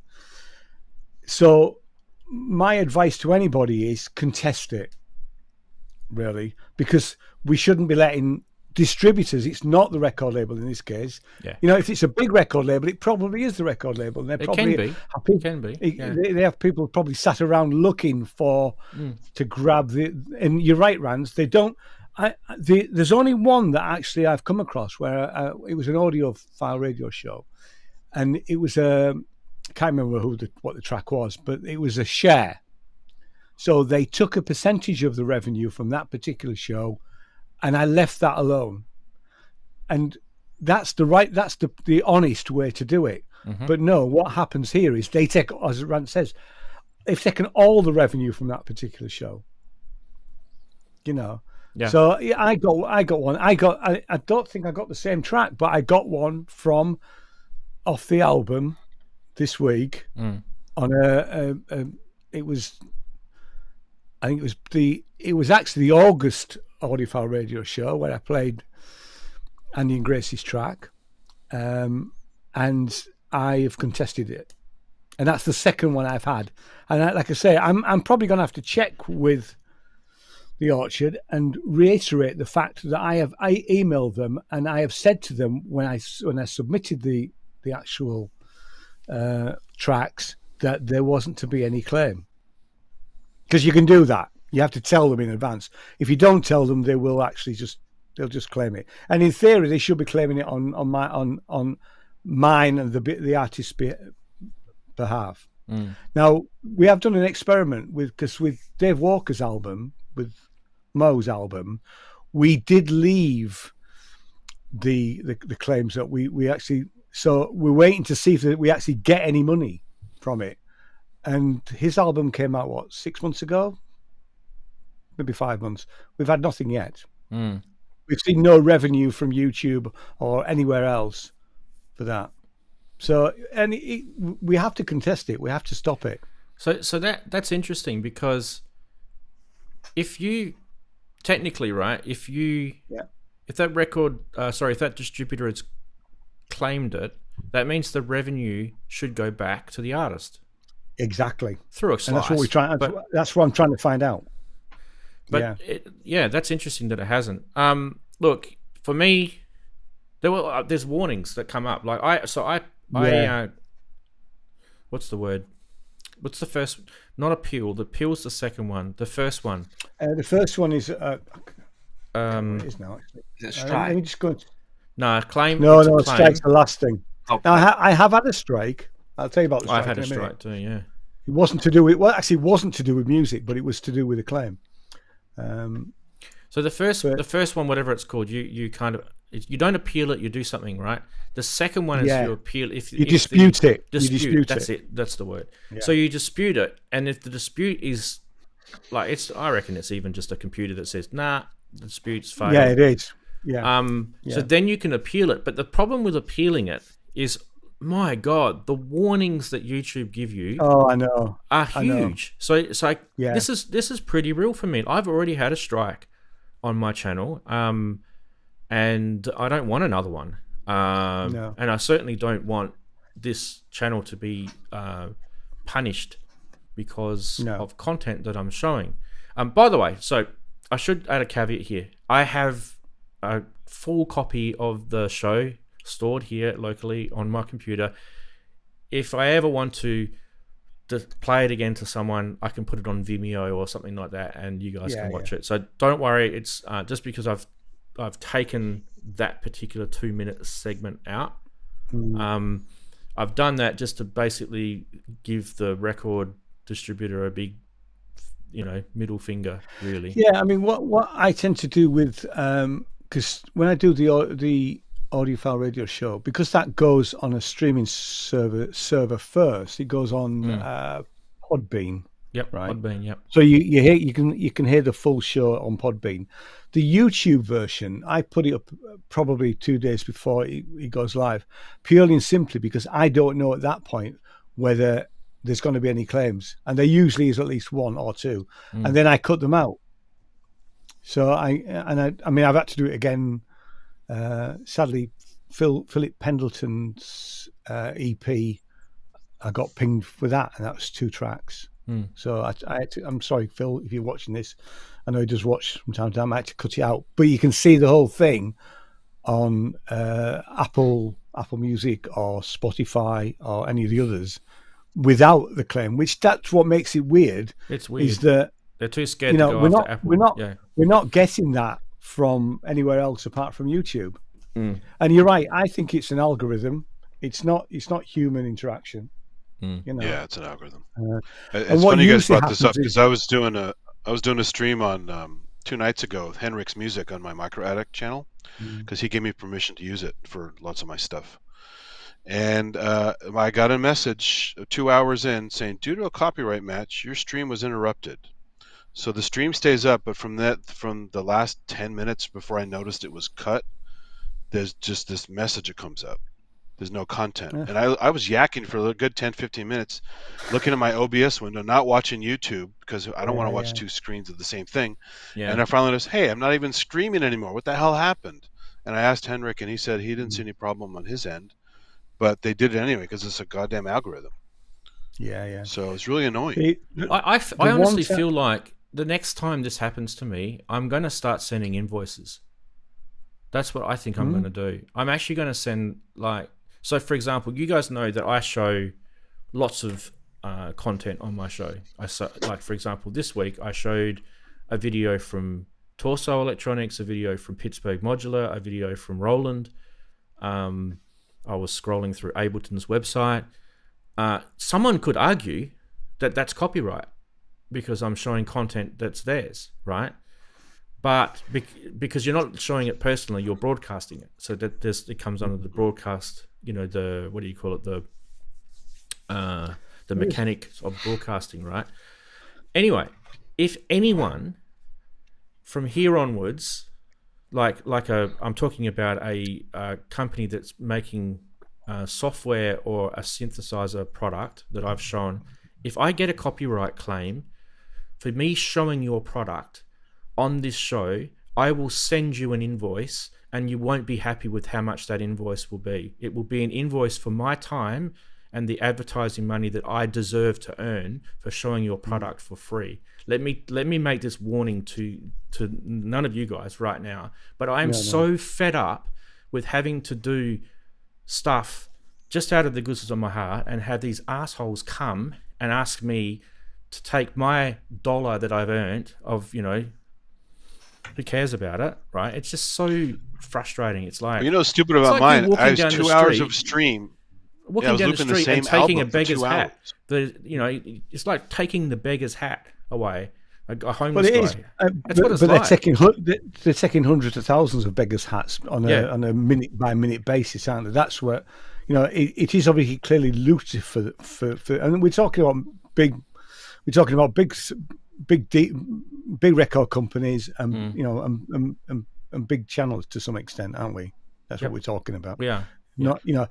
and they're taking the money out from smaller channels, and from we can't live on what you earn from YouTube revenue, So, but if the algorithm's any good, it shouldn't take 2 hours to figure out I'm playing the same album and then finally give me a strike or a cut, not a strike, but it's stupid, right? You can't figure it out in 2 hours the same content and suddenly it gets stripped. It shouldn't claim. It should know the date the music was released. They have a database that says this, like Andy and Grace's record, right? The database says they released it on this date. My video predates that. Yeah, it does. So they don't actually. I could literally take them to court and sue them because legally I've got permission from the author. Yep, and you've got permission from the record label as well. I've got permission from the record label. I could take them to the court and sue them and say, you guys are wasting my time and this has cost me heartache and pain and suffering. You could just throw the legal book at them, right? But what I'm saying is that, whiplash, depression, I've known artists, because it's not the first time it's happened, but I've known artists who said, oh, would you play the stuff on the radio show? And I've gone, yes. And then when I've played it, we've got pinged. And then they've come back and said that, actually, we've, like I said to you, we have an agreement that it can be used free, and they've then had to go back to their record label and say, look, what's going on? And in most cases, if it's a small record label, they don't know anything about it. It's because it's a bigger distributor, Thanks, David. In support of this, good on you, mate. Yeah. This is why guys like Adam Neely have a Nebula channel, because he can put whatever the hell he wants out there, never gets claimed. He can do analysis of any song he wants. Nobody can talk shit about it. And it's annoying. You have to go to some other channel now to do this stuff. Yeah. YouTube needs to sort this out. I believe it's happening on TikTok. It's happening on TikTok. They're lazy. They won't do it. Yeah, they won't. It's kind of getting. On TikTok too. The problem is the platform has the viewing, majority. But it is getting to the point where I feel like I've looked at other platforms. I've looked at some blockchain ones. We've talked about it on the show before. Vimeo is another one I've looked at. Vimeo is expensive, right? I've looked at Twitch. Twitch is kind of like you've got just as Twitch is weird. Yeah. I can't get my head around Twitch. I can't get my head around it. But the thing is, what'll end up happening is kind of probably what's happening to Facebook right now. I think that platform is doomed. I think now that's slowly dying, that platform. And you guys probably aren't noticing it, but if you've got younger kids like I do, you'll know exactly what I'm talking about. None of them use it. They don't use it. Yeah. So it's only us older generations. Like Instagram and Twitter and I don't go on as often as I used to do. There would a few years ago I'd be on there every day. Yeah. So all the young people are using TikTok. They're using But I'll talk about TikTok in a sec. Actually, put a pin in that. They're using Snapchat, Instagram still, which is Facebook owned. I've got an Instagram, but I don't really use it. I should use it. Maybe use it more. With TikTok, can I put my tinfoil hat on for a sec? It's not really. Go for it. Look, I've got some pretty good. Let's call it peer-reviewed evidence from an academic point of view that TikTok is a platform that you should uninstall from your phone or your device, because the information that they are taking whilst you're using that platform, but also whilst that's installed on that device. Well, any of those, WhatsApp, WeChat, don't use any of those because they're all backdoor. Where it's going to, you might be okay with, Andy, you might be okay with where some of these companies are and how they behave, right? But you may not be okay with some of these other companies and what they're doing with the information. So I'm not okay with any for the most part. Look, my daughter had TikTok on her phone. Yeah. I only went on Facebook. I stood in front of her and I said, "I'm not moving until you uninstall it." And she goes, "Why? What's wrong with it? All my friends are using it." There's tears coming out of her eyes. I'm like, "This is not a tear moment. This is. I'm literally going to be saving your bacon right now. You need to uninstall it. Get off of there. Don't waste your life in this stupid thing." I read this really interesting article actually about TikTok. We probably shouldn't be talking about TikTok on this show, but anyway. the Chinese use TikTok as an education platform, and they are not allowed to upload stupid videos about idiotic, brain dead dancing, challenges, all that stuff. Yeah, they're not. But the Chinese allow the Western society to like dumbify themselves with their, the content on TikTok. Yeah. It's almost kind of funny. It's laughable. And the same sound effects they use in every video that are so annoying. Those canned sound effects. Oh God, I hate it. It's just yeah. But anyway, look, this is just me being an old cranky dad. But like, you're right. It's a crap platform. It's Chinese owned, but they've got offices in America now, haven't they?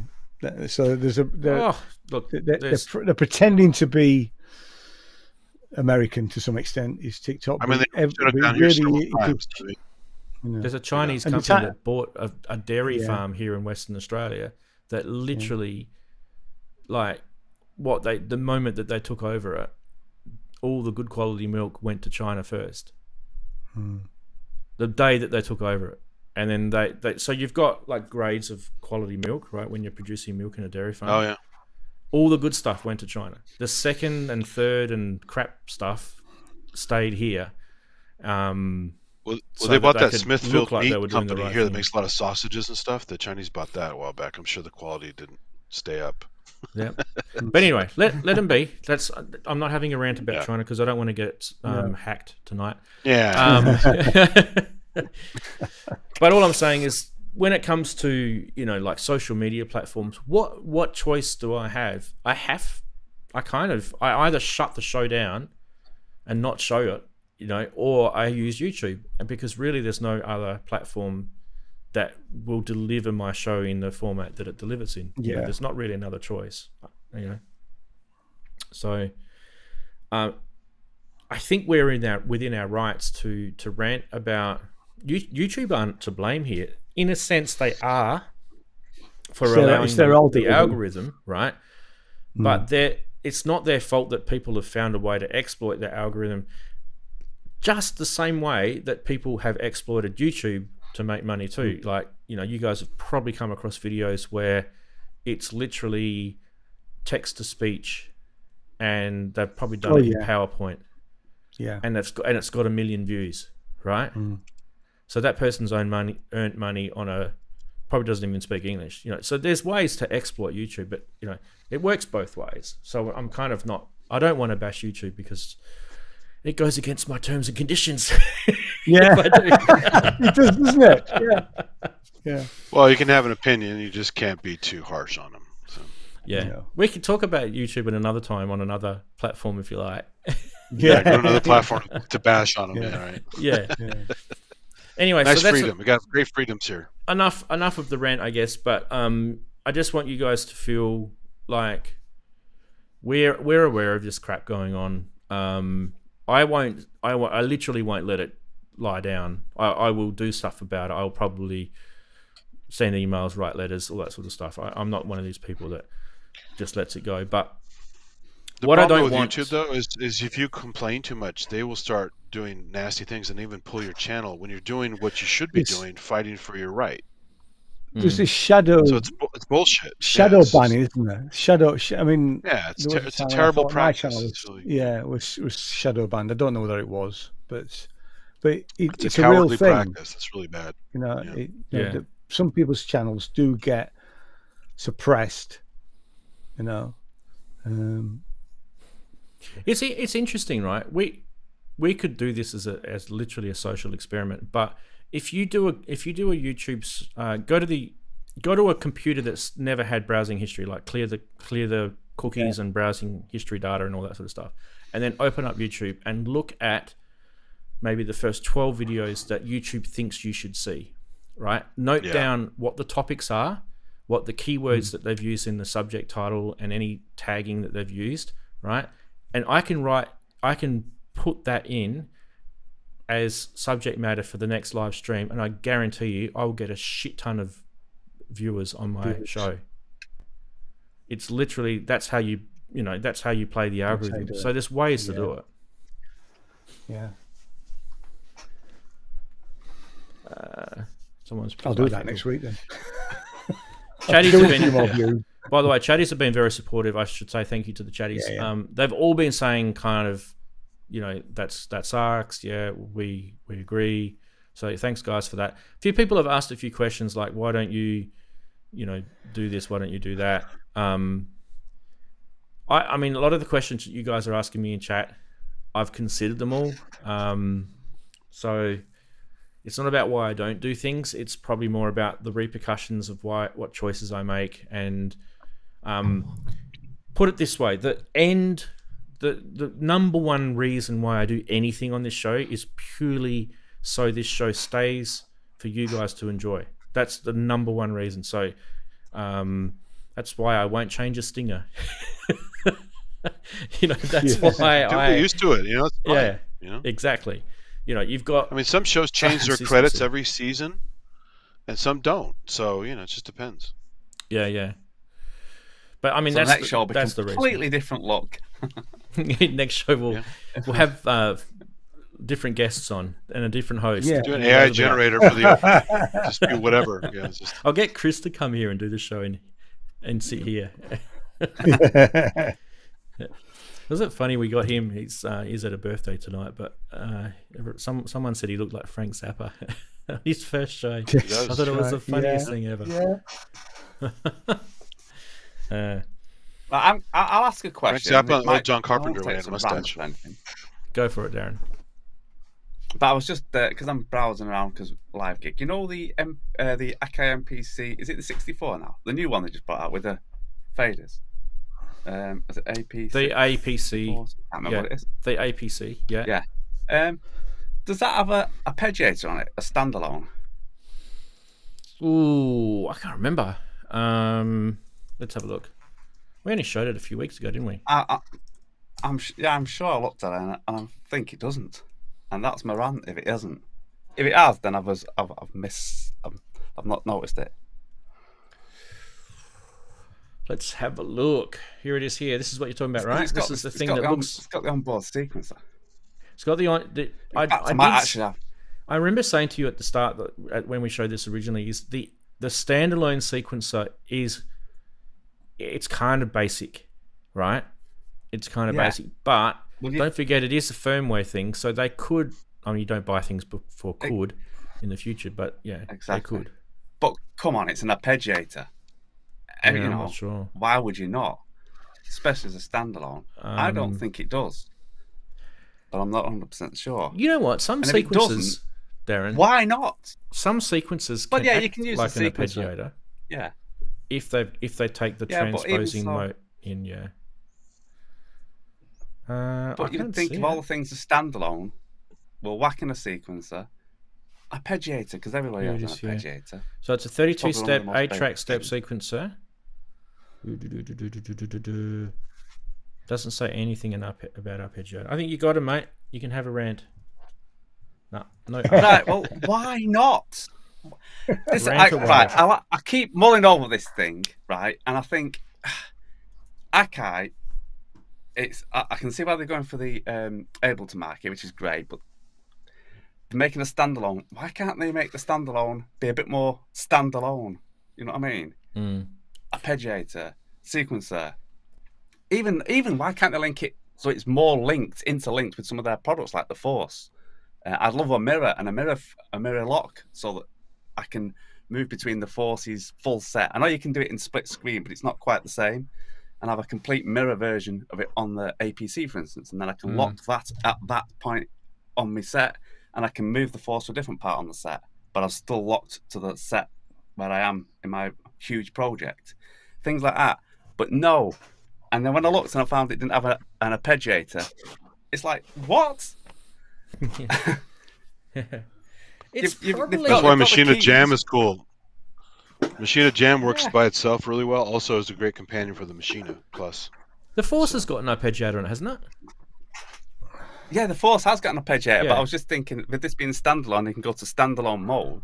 So you've got a sequencer, and I was just assuming it'd have an arpeggiator because quite a lot of things do have an arpeggiator. I know where you're going with that. Quite often. But I'm just kind of thinking, like, so are you having like do you seriously need an arpeggiator in this, or are you just sort of thinking, they should be putting it in? It was just a rant when they were saying it was a standalone section, and I thought, well, they've integrated it with things, and then I just looked and I thought, there's no arpeggiator, but everybody likes an arpeggiator, and that's one thing that I've put on a standalone thing straight away. Well, I mean, we know the sequences. It's not just the arpeggiator, Darren. There's a lot of things that standalone sequencer should have. But this what stuck out when they mentioned the standalone sequencer. Yeah. I just ARPs are good as long as they don't just do up, down, and random. You got to add more than that. Yeah. Well, this is it. They can up, have down, up, down, up, down. Surely it's got. Well, I was just thinking Darren could grab his 303, the MC 303 I'm talking about, because that's got a pretty cool arpeggiator on it. Yeah. In fact, actually, that's down there. Emacs 2 had an awesome arpeggiator. It got cruise control and all these cool little funny things you can do to extend the ARPs and stuff. It was very clever. Yeah. It's kind of like, you know how phasers are my favorite, modulation effects? Well, arpeggiators are kind of my favorite MIDI thing, right? So, like, lots of people like different things about MIDI. I like arpeggiator, like, to be able to send arpeggiators through MIDI is kind of a cool thing. It's one of the, You know what's annoying though? There are plenty of synths that have arpeggiators that don't send it out over MIDI. It's only on board. Yeah, local only. Yeah, that really sucks. That's another thing. Why? I thought it's not because these are not hard things to do. Surely not these days. These are sort of quite simple stuff. I watched this video of this guy who was frustrated with. I can't remember who it was. It was a while ago. So basically, he had a synth that literally did a whole bunch of cool stuff, but you could only do it through the keyboard.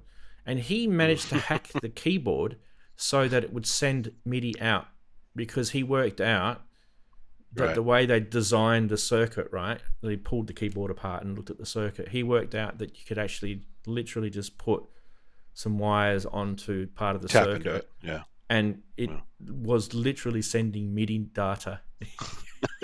That's funny. And it literally made a MIDI out plug on the back of this thing. And he was telling the world about it, and it was like, wow, this thing actually has a MIDI out. Yeah. It wasn't really, but it was a hack.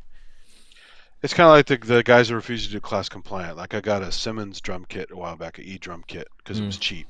Has MIDI out. I go, I'll just do a MIDI Kenton box on it. It's not class compliant, so I can't make it MIDI normal ever. Yep. Right? So I just junked it and waited till I could save up for a better kit. So. Oh. Do you know a funny thing about MIDI out? So just there is the Roland A500 Pro MIDI controller, and I've got the WIDI, US MIDI on it. And I had it going through the MIDI router that I've got over there in the rack, right? You can see just above my finger.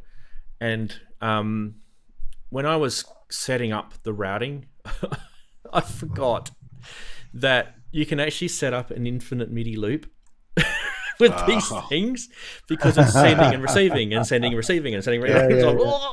This thing was going nuts, and I couldn't work out what the hell was going on. It was like sending it's like MIDI a LAN closet, right? Where you have a loop back on your LAN closet. It's like you take the whole network down. Yeah. We had that at work one time. Oh, they're good. They're good tricks to play on your mates at work for sure. Yeah, so I do strongly recommend that you make sure you don't do the MIDI loop, wireless MIDI loop thing. It had me scratching my head for about a minute until I realized, yes, I've got to turn one of the in or the out, whichever one it was. Got to turn that off. Yeah. So one of the things I've been playing with MIDI on the A500 Pro is when you're working with a DAW, right? And you've got stuff plugged in via USB, it works beautifully, right? You don't have a problem with it. But the moment that you want to sort of plumb stuff via DIN or via USB, or you've got a sort of marriage of CV to MIDI, all of that sort of stuff, it becomes kind of a little bit of a nightmare in a way, unless you're managing it well and you've got some documentation written somewhere where things are going. And for me, what I like to do is I like to have, when I'm playing with multiple, things, if I'm jamming in here, I want to be able to have a keyboard that I can control stuff, and I change the MIDI channel, right? It's easy. We've all done this. But what happens when you've run out of MIDI channels? Okay. So this is where MIDI 2.0 is going to fix a lot of my problems, by the way. But So what I tend to do is I have a second keyboard or a third keyboard. So I might have a keyboard on my desk here. I've got a drawer keyboard which I use under my desk, and then I might grab that 500 Pro and put it up here to the right of me. There's a stand here, and so I've got 3 keyboards basically, which means I've got 3 times 16 MIDI channels that I can tap into various devices with. But yeah, one of the things that you've got when you've got one of these MIDI routing devices is that in your DAW you can select literally any of the routing ports, and then within each of the routing ports you've got 16 channels. It's insane. So it's kind of like, it's almost like this exponential type situation, right? And what I've worked out is there's kind of a cool little hack that you can do with MIDI. It'll play stuff on the same channel if you haven't configured this correctly, but if you know what you're doing, you can actually, in a way, you can have a MIDI controller sort of control devices in a kind of group. Does that make sense? So like, say I want to control just the synths in the back of the room over there, and then I don't want that MIDI controller to be able to touch any of the other.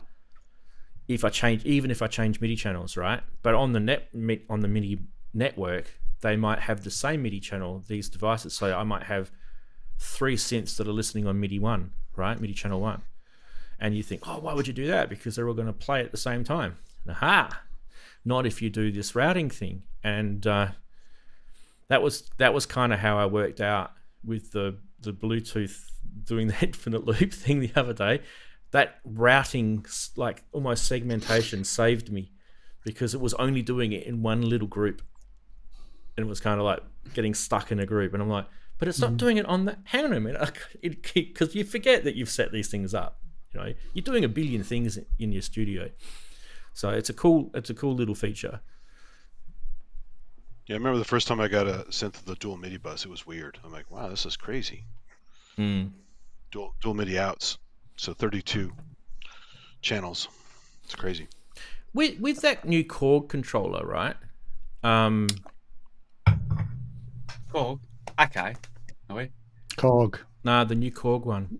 Korg. Because it's got Korg again. It's got the ASM, the ASM keyboard, right? It's basically a Hydrasynth keyboard. Yeah, it is. It is a Hydrasynth. Oh yeah, that was the one they were announcing. Yeah, that was. They've licensed it. Glenn Darcy was talking about that. Yeah. Why is it that you can't program SysX directly into a MIDI controller anymore? Why do manufacturers stop that now? Is it that difficult for people to understand? Last dedicated SysX one I bought is an Edirol controller. It's like a small. Yeah, there was a Novation it's one. Cool. It has all SysX stuff on it. Yeah. It was kind of like mid 2000s when it just dropped off the face of the earth, wasn't it? People stopped using all the racks and stuff, you know. Yeah. And Waga's going to get mad to hear that, but people stopped using the racks.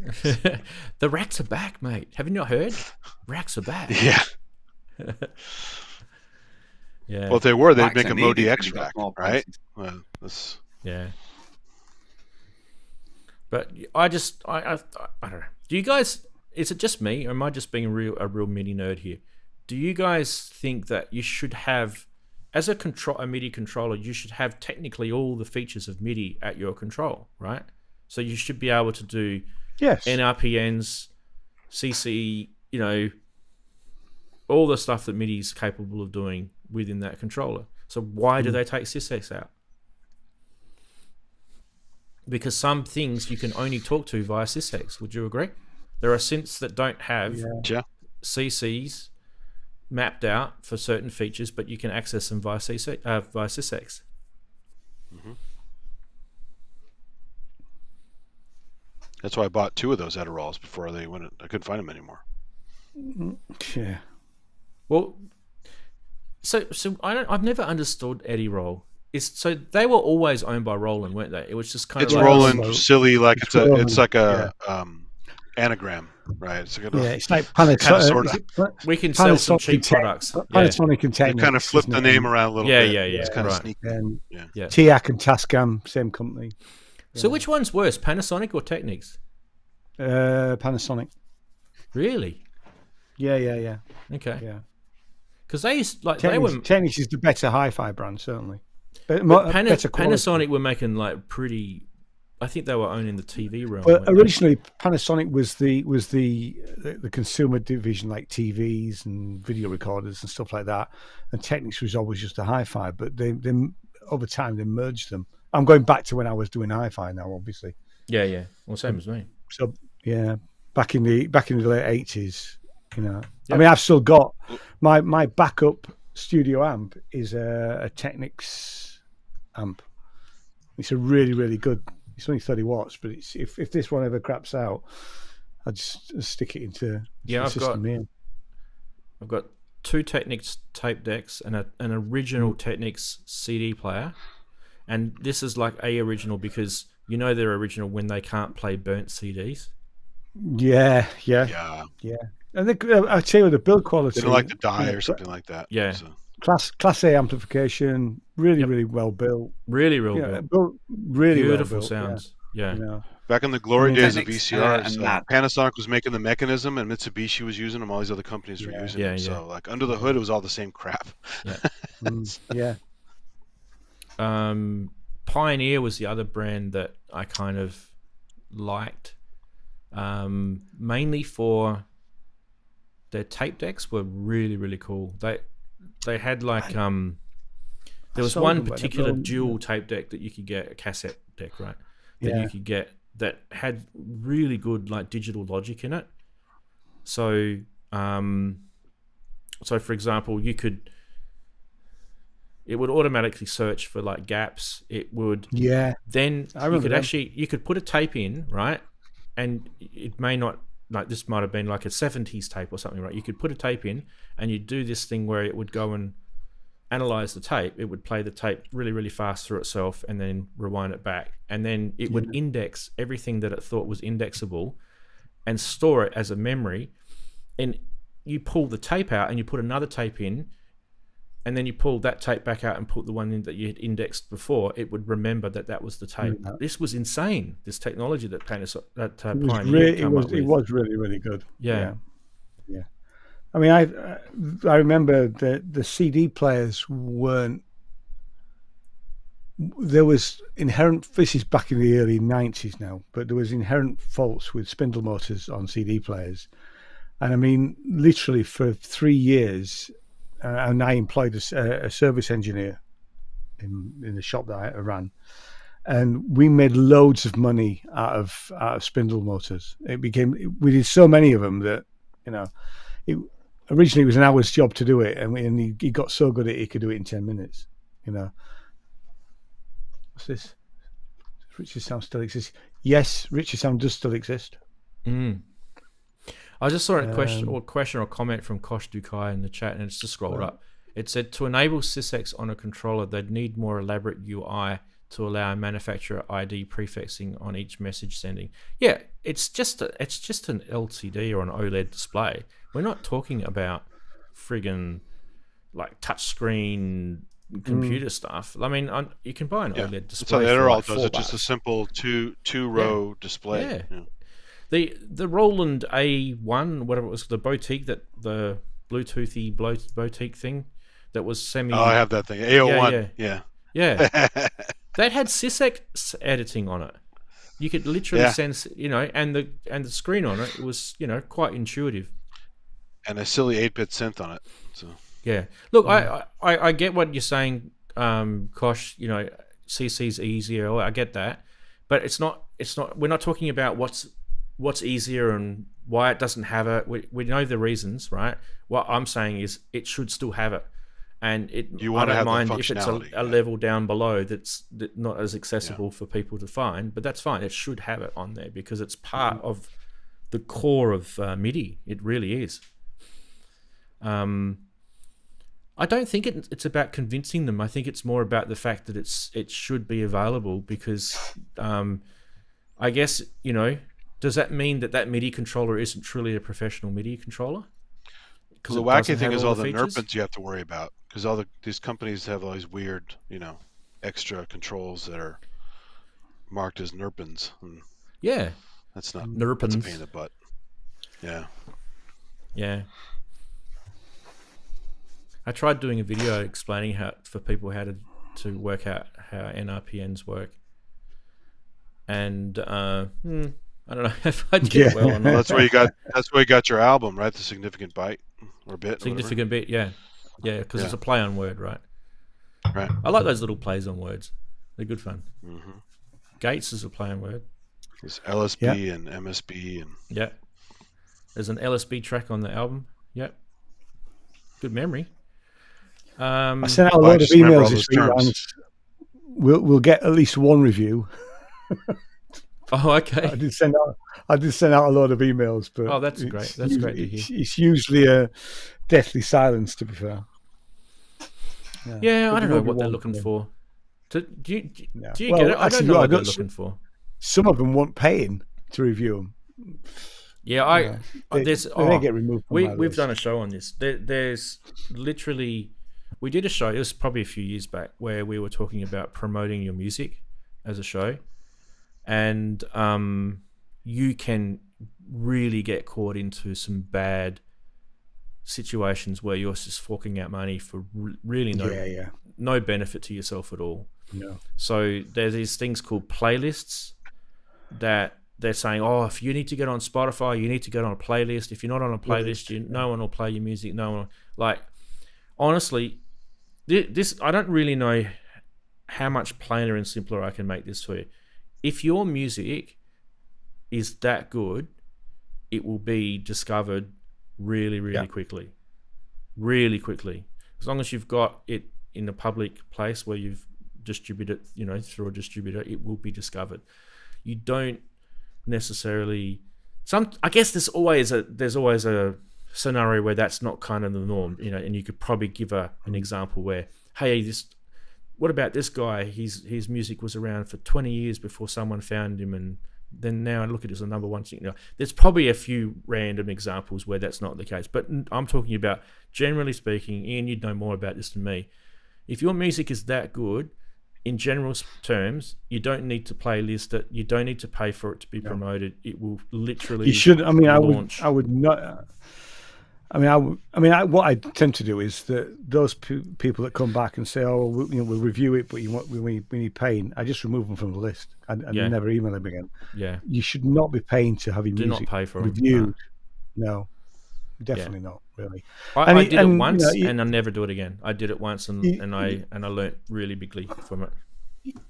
You are banging on closed doors to some extent, and I know that websites and blogs and all the rest get bombarded with content all the time. So but and some of it is, the way this has been said by the Chris and Bridget at Battery Operated Orchestra. You make your emails personalized, so everyone gets a personalized email with there's a little message, and then there's the usual sort of promo stuff, which obviously takes time, but even so, most of them come back.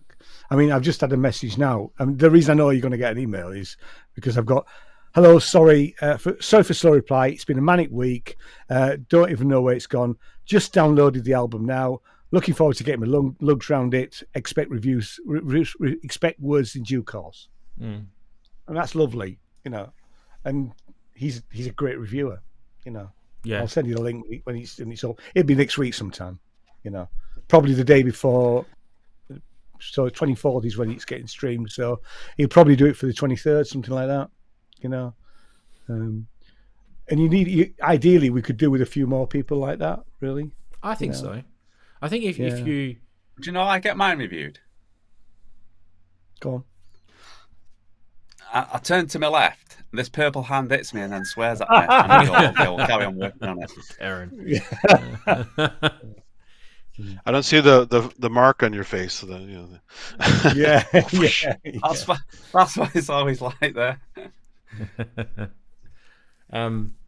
Concealer makes a wonderful difference. There's a guy that I got a review from with one of my albums a little while back. I forget which one it was now.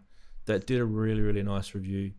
And you can tell when it's you can tell if someone's done a review and it's kind of almost like a cut and paste, and they've just changed a few words because they've got thousands that they've got to get through in a week, versus one where they've actually gone and listened to the music and done it, done it a little bit of effort anyway.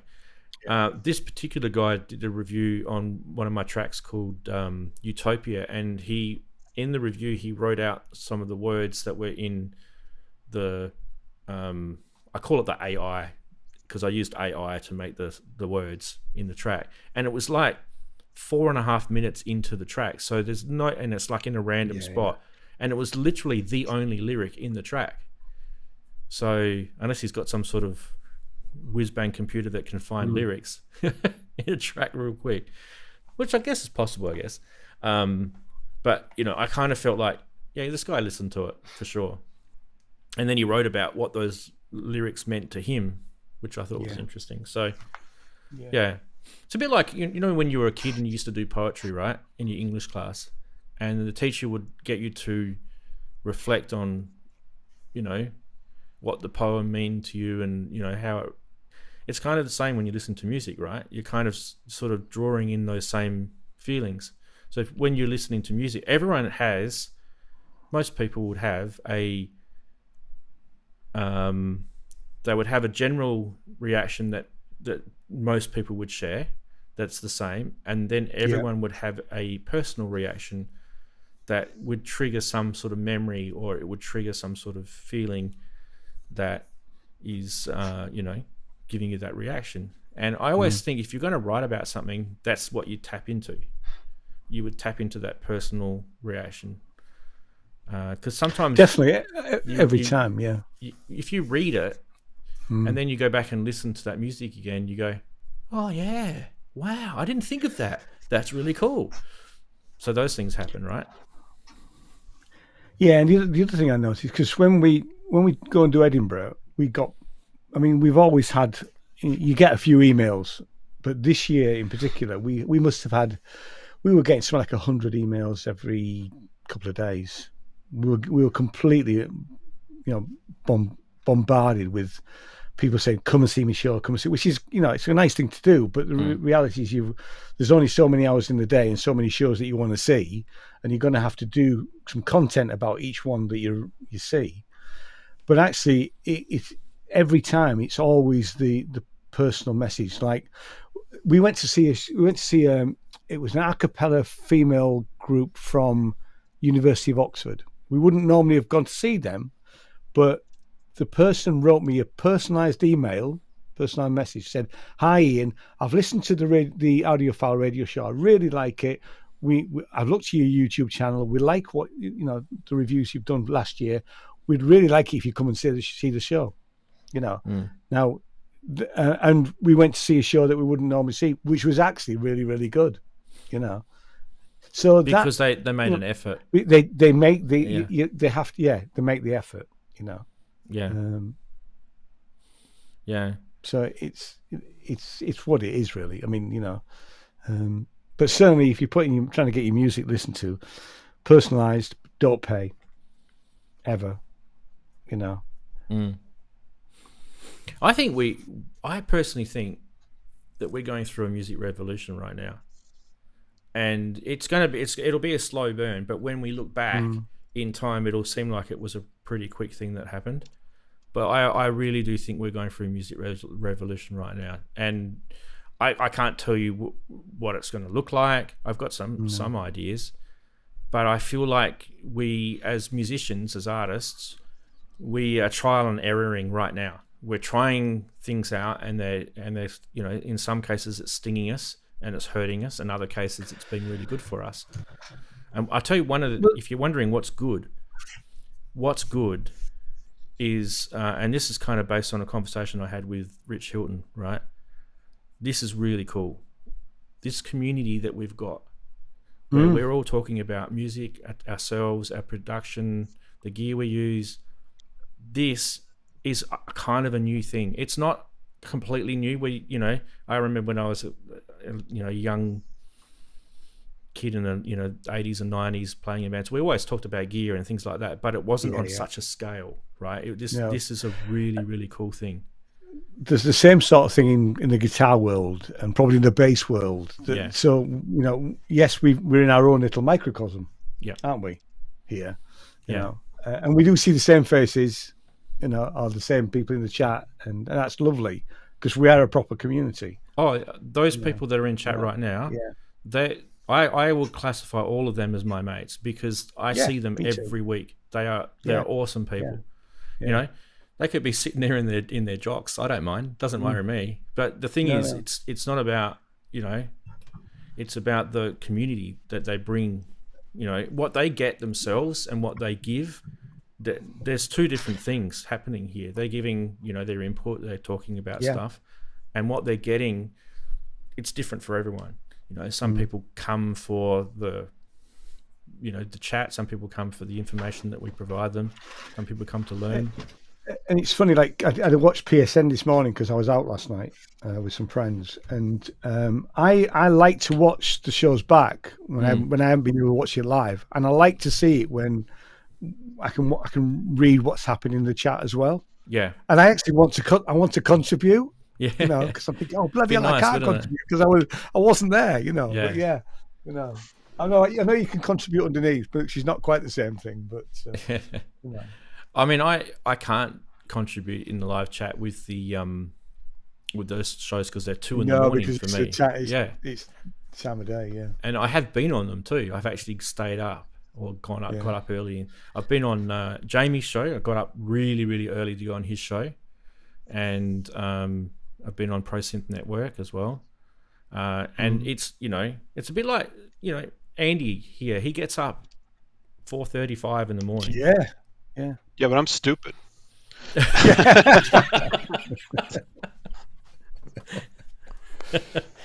It's commendable, Andy. It really is. It's fun. Hey, this is like Ranzee said. Everyone's friends on here. It's a great community.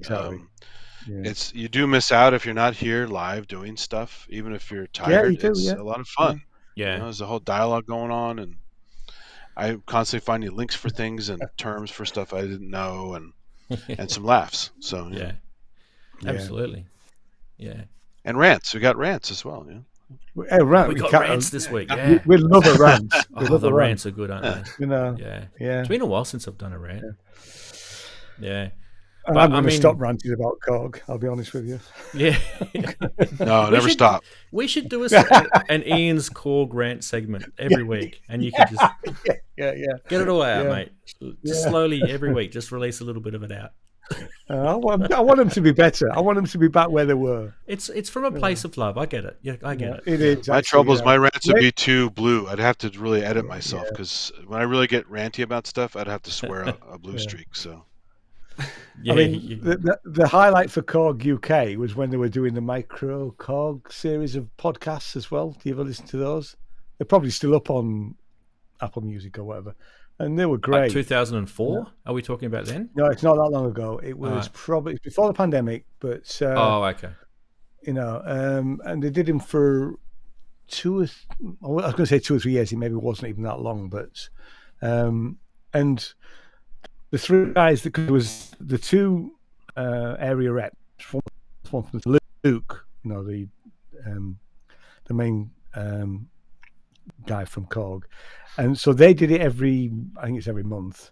They actually even started a band and they started gigging, you know, and I won't say what went on, but, you know, Korg themselves weren't very happy in the end of the day, which seems daft because they were promoting the brand. You know, they were being honest about stuff, but they were promoting the brand, you know. Yeah. It's things come and they go. I mean, there's been guests on this show that have come and gone, so you know those things happen. These things happen, you know. Guess who's in chat? Maikshifter. I know. See, I saw him. He went to his sister's birthday, and his mum and dad's anniversary. Rant on this. Rant about synths instead. We've kind of had a few rants tonight. We've talked about TikTok and a few rants. We're allowed to. I've got TikTok, but I very rarely go on it, and then maybe I should just uninstall it. Well, it feels like the Wild West to some extent. It feels for you. It's not about going on there. It's about what the app is doing to to your personal information in the background. Yeah. Oh, we've got Andy on. And unfortunately, Andy. I agree with you. Hey up. There he is. All right, folks. Hey. How are you, mate? Hello. Hey. Oh, not too bad. I'm just. Yeah, and a pair of boxers and a t-shirt. Yeah, like I said to Ranzee a minute ago. Yeah. I'm a proper chilling this afternoon, doing nothing. Sounds like your mic. Sounds like your mic's from. You're on your webcam mic, I think, bro. I'm on my webcam mic. Ooh. Get it sorted. That says Prost. Oh, yeah, right. Okay, that's not the right one. Hey, look at me! I'm in twice. Hey. Microphone. We should put something else up here. Put a synth up there, maybe. Why don't we put a synth up there? Do that some more, Rant. You need an animated GIF. Yeah, I know. Do you remember the Brooksy one? That was funny. That was really quiet. Yeah. It's very quiet. That was the Brooksy Bop. Yeah. Brooksy Bop. What does that one do? Can't hear him at all now. You can look at my desk. No. There we go. Andy, what's the thing with Harrogate? I can't hear you, Andy. It's really quiet. The T. It's really quiet. Yeah, I know. That song Souchong. Yeah, it's good weird. tea, It's very actually. smoky. He's given up. Yeah, it's really good, actually. Yeah. Here we go. We've made clicking sounds. Oh. He can't hear us. He's got no headphones on. Everyone say bad things. Quick. No. This. You see, this is what happens. You should try. While Andy's sorting out, Andy Synthad, you should try gunpowder tea. That's nice. I've heard about it, but I haven't tried it. Leaves, I only tried this Lapsang Souchong because a foodie guy was talking about it. No, you gotta try this. It's the nice, best tea. Actually. Yeah. I like Earl Grey a lot. But... There's a I'm a big fan of Earl Grey. There's it's a Captain Picard. You have tea Earl Grey hot. So. Yeah. Yes. Yeah. I have decaf Earl Grey these days. I've nearly run out of water. So does Harrogate make a gunpowder tea? Is it the? What is gunpowder tea? It's tea. It's tea with big leaves. I know that. I haven't had it for a few years, but I really liked it. Harrogate is a place about how was it? It's probably 40, it's probably 40 miles other side of York. So 60 miles into York, another 16, 20 miles is Harrogate. And there is a place called Betty's, which is a very well-known Yorkshire tea room where you can have all sorts of teas, but you can go for afternoon tea. Yeah, there's a very fancy box just by Her Majesty, the Queen, all this kind of stuff on the box. Yeah. There's no W in Harrogate. Oh, yeah, I remember that. Last time in Harrogate, I remember it's that one right on the front. You guys drink milk in your tea, right? No, used to do, not anymore. Yeah, used to do. But is that? I drink a lot of twig tea now. It is, but we can hear a. He's in a cave. Oh, you're right. There is no. We can hear reverb. Sorry. There you go. Amazing. All I've done is swap the mic. Hey, that's better. I've swapped the mic from channel 6 to channel 5. There was next to no audio coming out of channels. Oh, don't tell me this Mackie mixer's dying as well. Oh God. Anyway, hi everyone. I just thought I'd jump in. Hello. Hello. Hey, Andy. You were talking about community, and yeah, sort of. You were talking about community, and I just wanted to jump in and say, yeah, that's really true. Yeah, so that's my contribution for today. So I'll go now. Bye. See you all. No, stay. You can stay. I said I should get a Behringer mixer. Never again. No. We're probably only going to be another half an hour anyway, so I still have a pre-Midas Behringer mixer. It works great. I mean, they can be crap, but it's funny. I've had 3 Behringer mixers. Only one of them was really a piece of crap. The other 2 seem to work fine. They're not particularly well built, but they work. One had built-in effects. Yeah, really nice. Yeah, I wouldn't use them all the time. I mean, it's funny because I when my original Mackie 1604 died a horrible death, that was That was when Grace actually fried my Roland monitor speakers as well at the same time, writing off a mixing desk and a pair of monitors. But I don't really blame Grace. We were just line testing it because it obviously had been propped up in a corner for years whilst I neglected it. So I bought the Xenix 2442. And it was fine. It was absolutely fine for a while. And then one day it just stopped and all the mono channels had this really awful... Oh dear, that's not good, is it? So in the meantime, I bought a little... Well, you could have done, yeah, but that wasn't the point of having the damn thing, Andy. I had other things that I could have droned much more convenient. Well, actually, no, it wasn't more convenient because all I had to do was switch the blessed thing on and turn a channel up. So I bought a little 1202. Behringer 1202 just as a little stopgap, 80 quid, that'll do for now. And then after about 3 months that I realised, well, this is only chucking out on the left channel, there's nothing coming out on the right. So I thought, I've had enough of this is ridiculous, this is rubbish. So that's when I bought this Mackie. I mean, I've had this Mackie 3 or 4 years now, so it's not ancient, but anyway, that's me. I've got my Presonus 1602 still sitting. I keep that I haven't had for years. I've had it for years, but I haven't used it for a while because of the Firewire.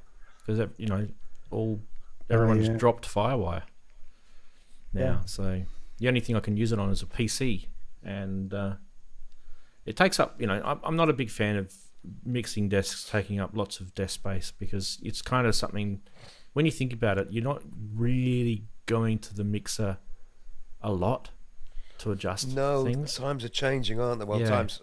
I realise that a lot myself now that I'm getting my head more into Ableton and using plugins, and that I realise that actually it's a lot of real estate on here, when really I could just have one of those Evo, what they call them, Audience Evo 16 interfaces in my rack, and a what they call an ADAT box, and suddenly you've got all your channels and they're all coming into the computer. I suspect, Ranzee, you do something very similar. Yeah, that's what I've got. Yeah. Yeah. It's I also imagine a lot of people don't cover their mixers, so the dust ruins them, right? You got to cover your stuff. Guilty. Guilty. Yeah. Sorry. Yes, you can blame me for that as well. Yeah. I cover all my shit. I sometimes do cover that up. Yeah. I think different parts of the world have more dust too. Like I reckon we have a lot of dust here because it's very dry, and we've got deserts kind of not far away. It'll be coarse grain as well, won't it? Yeah. But I feel like other parts of the world, they don't have much dust at all. Because it's humid, wet, maybe just less dust. I mean, you're still going to have the human skin issue, right? Because we all have shed. Yeah. And if you've got pets, they cause issues with dust.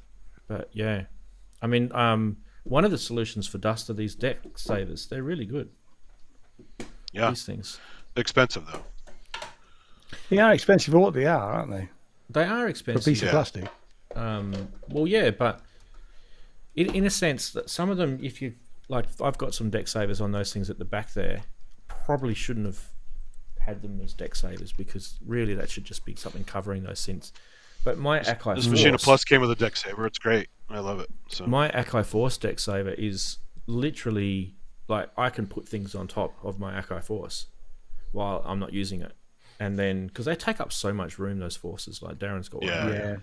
Those deck savers, I've got my mobile phone sitting on top of my Force right now, but it's not touching the Force because the deck saver they're quite strong because they're perspex. The Aptitude says pillowcases, t-shirts, and towels. I don't use I use towels and I use pillowcases certainly to cover. Yeah, t-shirts, anything, T-shirts, So.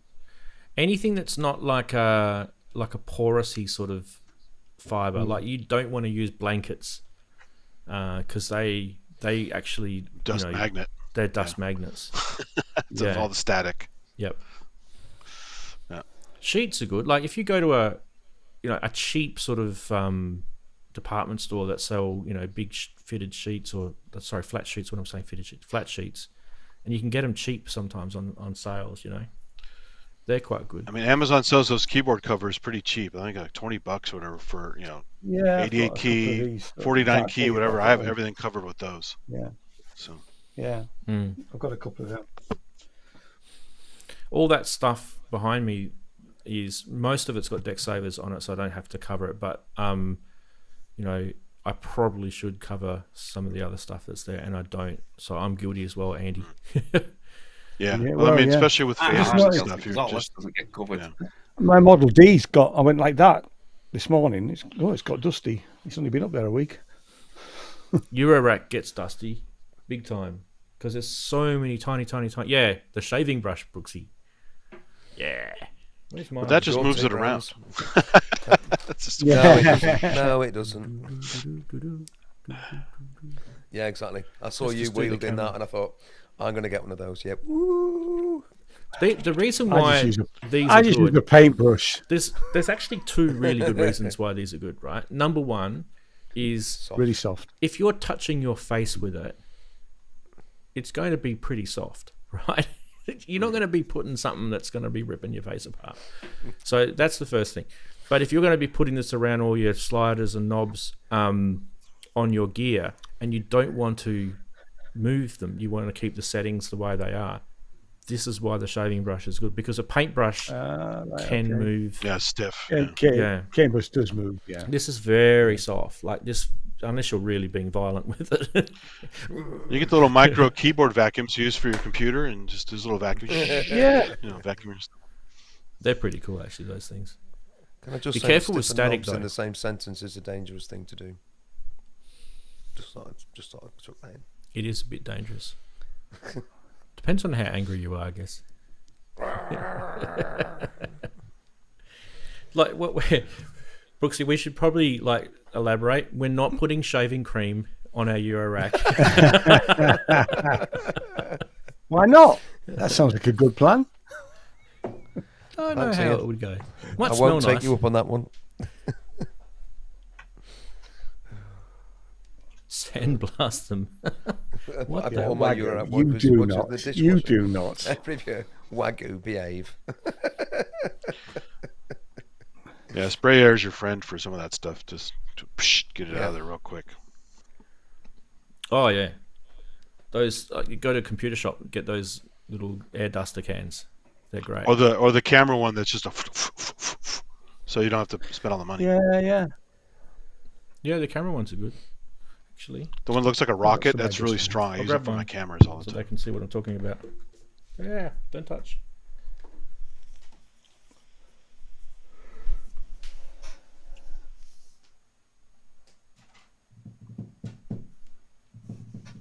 Where's my little rocket one here for my camera? Where's the rocket one? Just don't use a real powerful vacuum cleaner that sucks up all your knobs, all your sliders and everything. Oh, is that what Rave Dave did once? Yeah, that I'm trying to wrench him off. This one's called the little rocket ship. Saying your knob needs a clean, Darren. Well, that's cool. Very strong. Good for cameras.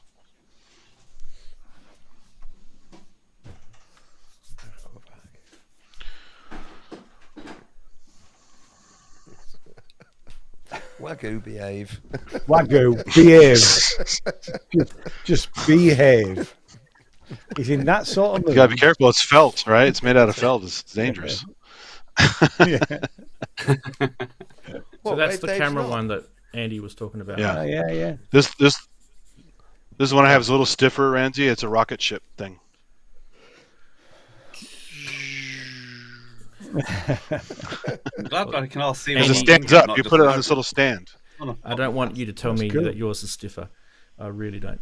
And the other one is just like a computer shop one, right? These things that you can get from a computer shop. I've got some air duster. Yeah.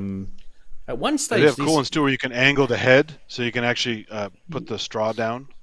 Yeah, I've got another one there that does that, but this was just a cheapie. But yeah, this is what it sounds like. That literally is like a hurricane. That thing. Yeah, it's high PSI. Yeah. But I brought a big leaf blower into the studio. Yeah. That's overkill, Darren. Oh, no wonder my synths went through the window.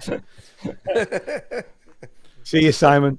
Bye. Not See for the first time. There was this Bye, guy who Simon. was testing out a VST algorithm which took away background noise around a microphone. And you guys might remember we were talking about it. It was an NVIDIA, actually, of all companies that were writing this algorithm. And the way he tested it is he brought his leaf blower into his studio. Brilliant. And he held it this far away from the microphone and was talking in the microphone, and you couldn't hear the leaf blower. The algorithm was that good. It was picking up his voice and blocking everything else out. I mean, I don't know how loud this thing was, but it would have been a pretty... But they usually They are loud, yeah. Yeah. I mean, that was pretty loud, wasn't it? 8 decibels. Ooh, got it. Yeah. Way! Here we go. Ow. Yeah. I cleaned my computer, actually, the other day. That's why I bought that. So you go... My computer's got a fan with all these tiny, tiny little, very, very thin blades underneath the fan to keep the CPU cool. And they get really dusty in there, and that thing's perfect. You should sample that because it goes when you do that. Yeah, it does. It makes a kind of tone, doesn't it? Yeah, it should. Didn't think of that. I did not. I should mention too, the other day we were talking about Dext, right? You guys remember Dext? Yeah. We were talking about that.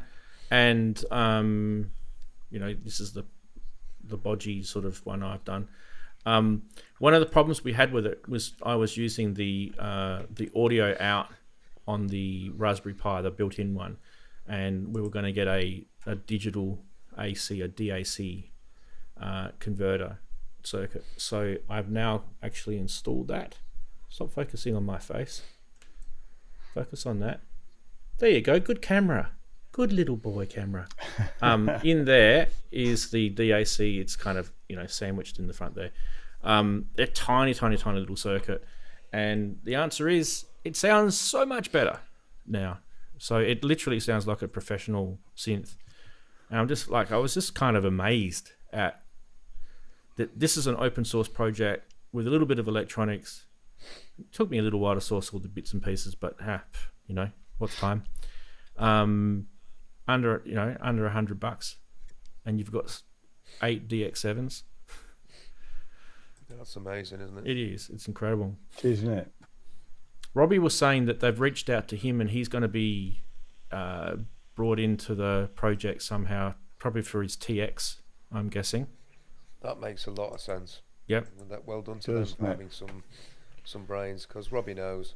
Manny would be able to help out as well, I'm sure. You know, Manny would be awesome to have. Proper expert. Yeah. And also, this is kind of like a humbling sort of moment, but I happened to be on their GitHub page the other day. And what I did not expect is that we're mentioned on there. Woohoo! Yeah. Cool. There we go. Yay. Yeah. So, humbling. Don't think you need to put me on there, but I really appreciate that you've reached out and chucked us on there. That's awesome. That's good. Well, the guy was in the chat, wasn't he? He was, yeah. One of the sound designer guys, yeah. We could probably do some more. I think we should do some more videos on this, because I think there's, you know, I think this is going to be kind of a popular thing that you guys will get. What I'm hoping is that someone will pick up the job of making a real simple one, making them for people to be able to grab. Yeah, I'm really hoping that someone will a little kit. Yeah, that'd be good. Yeah, I can't tell you yet anything, you know, that I know things are going on in the background, but that might be happening, right? That might be happening. Get a little Top Gun graphics for your case, you know. Little... Yeah, I mean this thing was really just bodged together pretty quickly, right? For me, and to be fair, you don't need to have this massive screen that they show on a lot of them. You can actually put a little OLED, but like you hear me rant about the small screens. So for me, I'm very happy with this massive screen because you know, otherwise I'm literally not preaching the converted. But I think that's a decent screen, you know. It's a decent screen. You can't something see it, so small as well. Yeah. There we go. I think that's a decent size screen. Focus not on my face. There you go.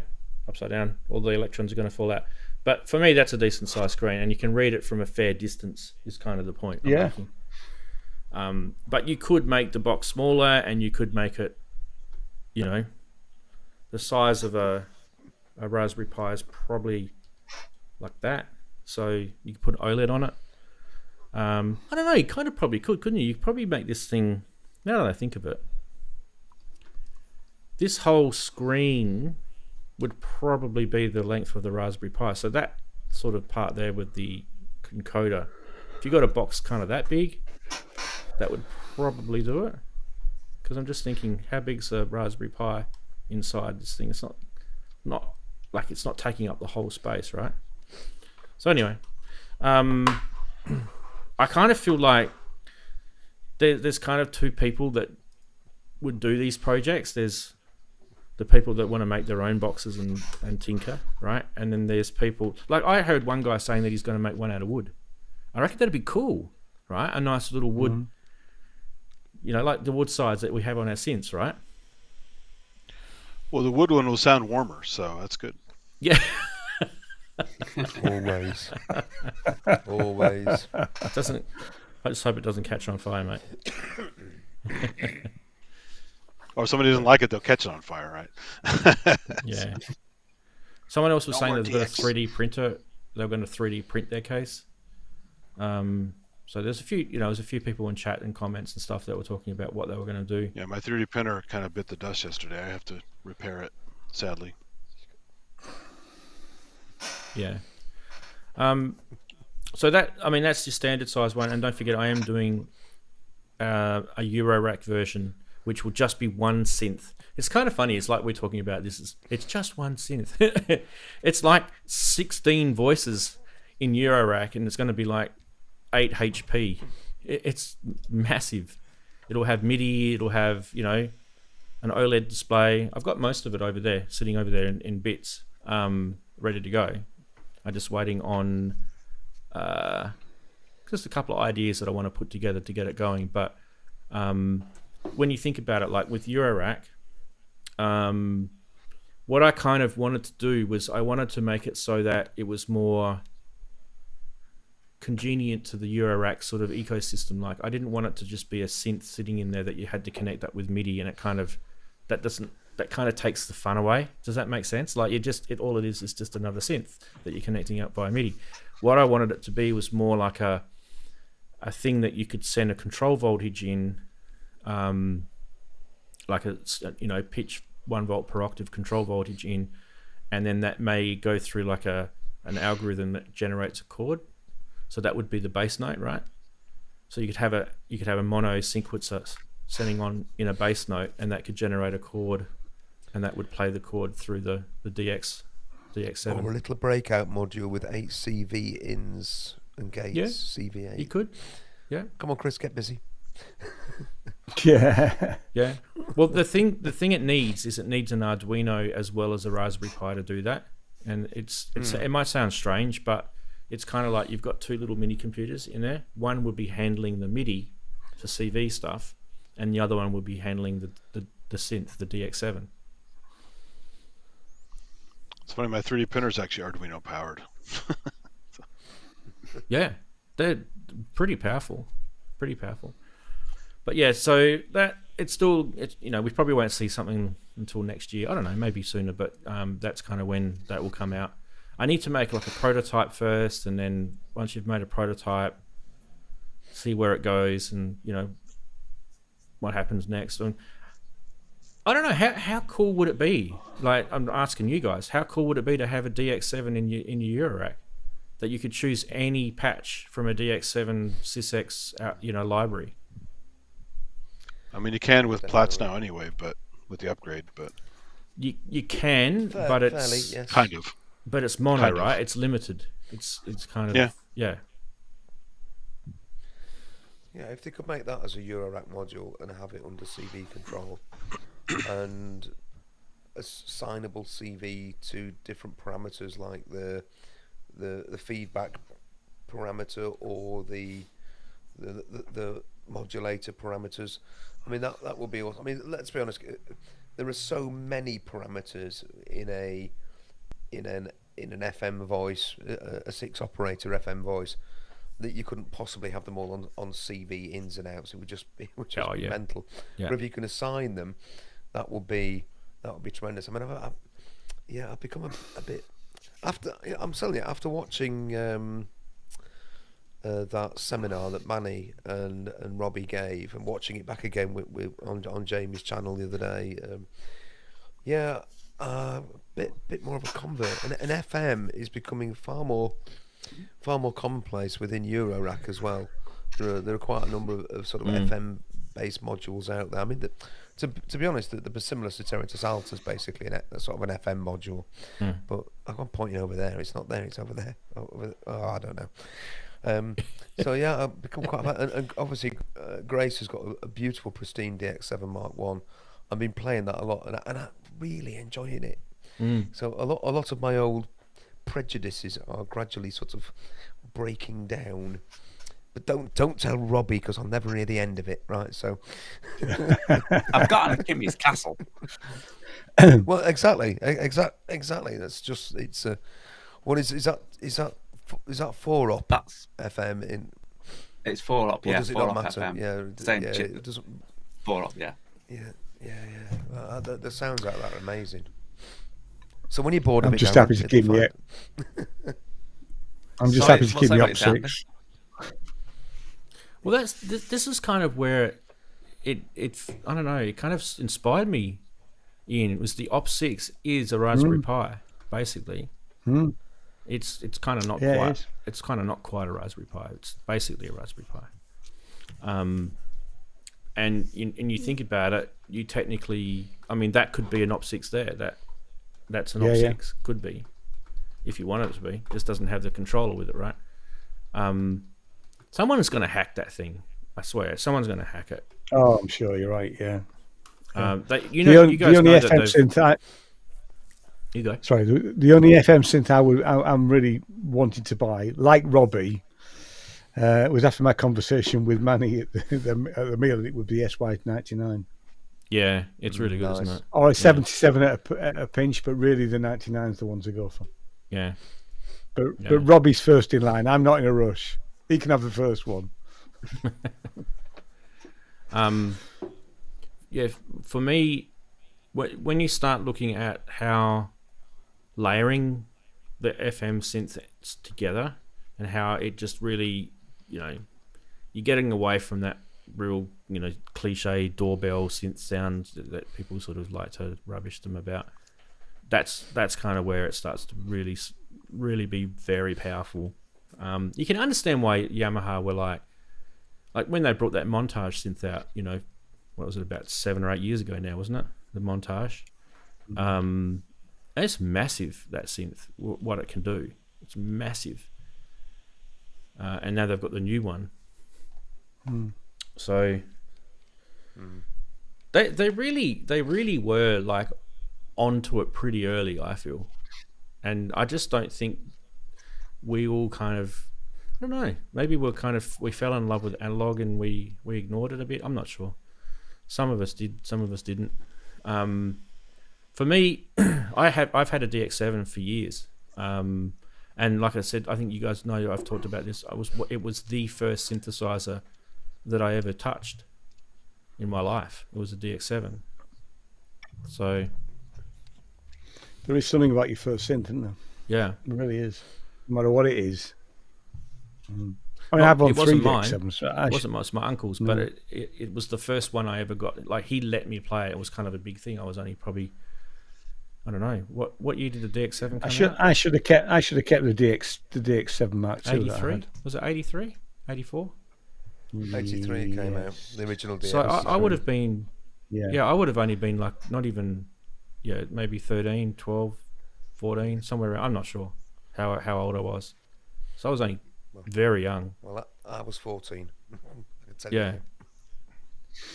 And I'm probably thinking now. I'm thinking about it. Like if I was this kid that I know that I was when I was that age, it was probably a huge deal for my uncle to let me play it, because he was probably like, "Break it, don't break it."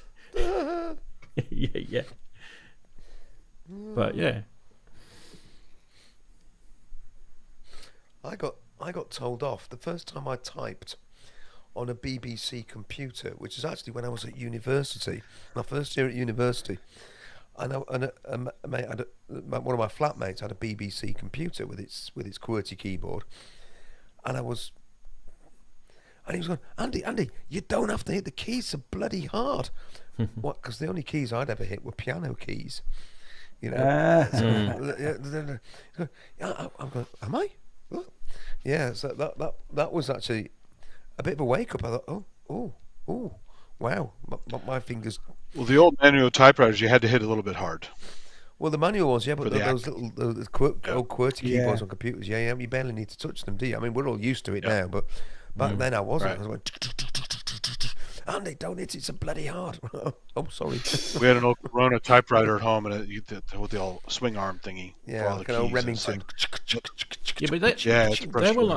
They were mechanical, and you had to literally like go a fair distance down, right, before the hammer would hit the page.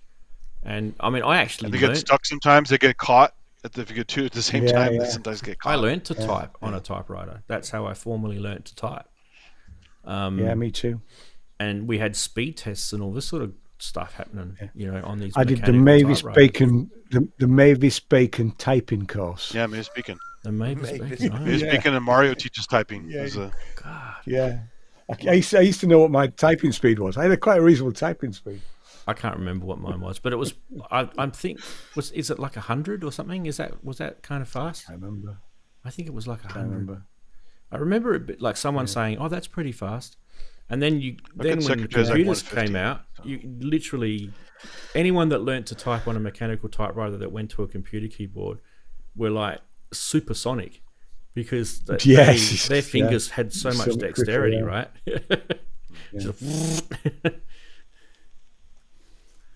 It's amazing how the QWERTY keyboard hasn't changed, isn't it? In that time. Well, we got Dvorak, and then if you look at some of the early Apples, they weren't QWERTY, like the. Which was it? Was it the Apple II? Wasn't QWERTY.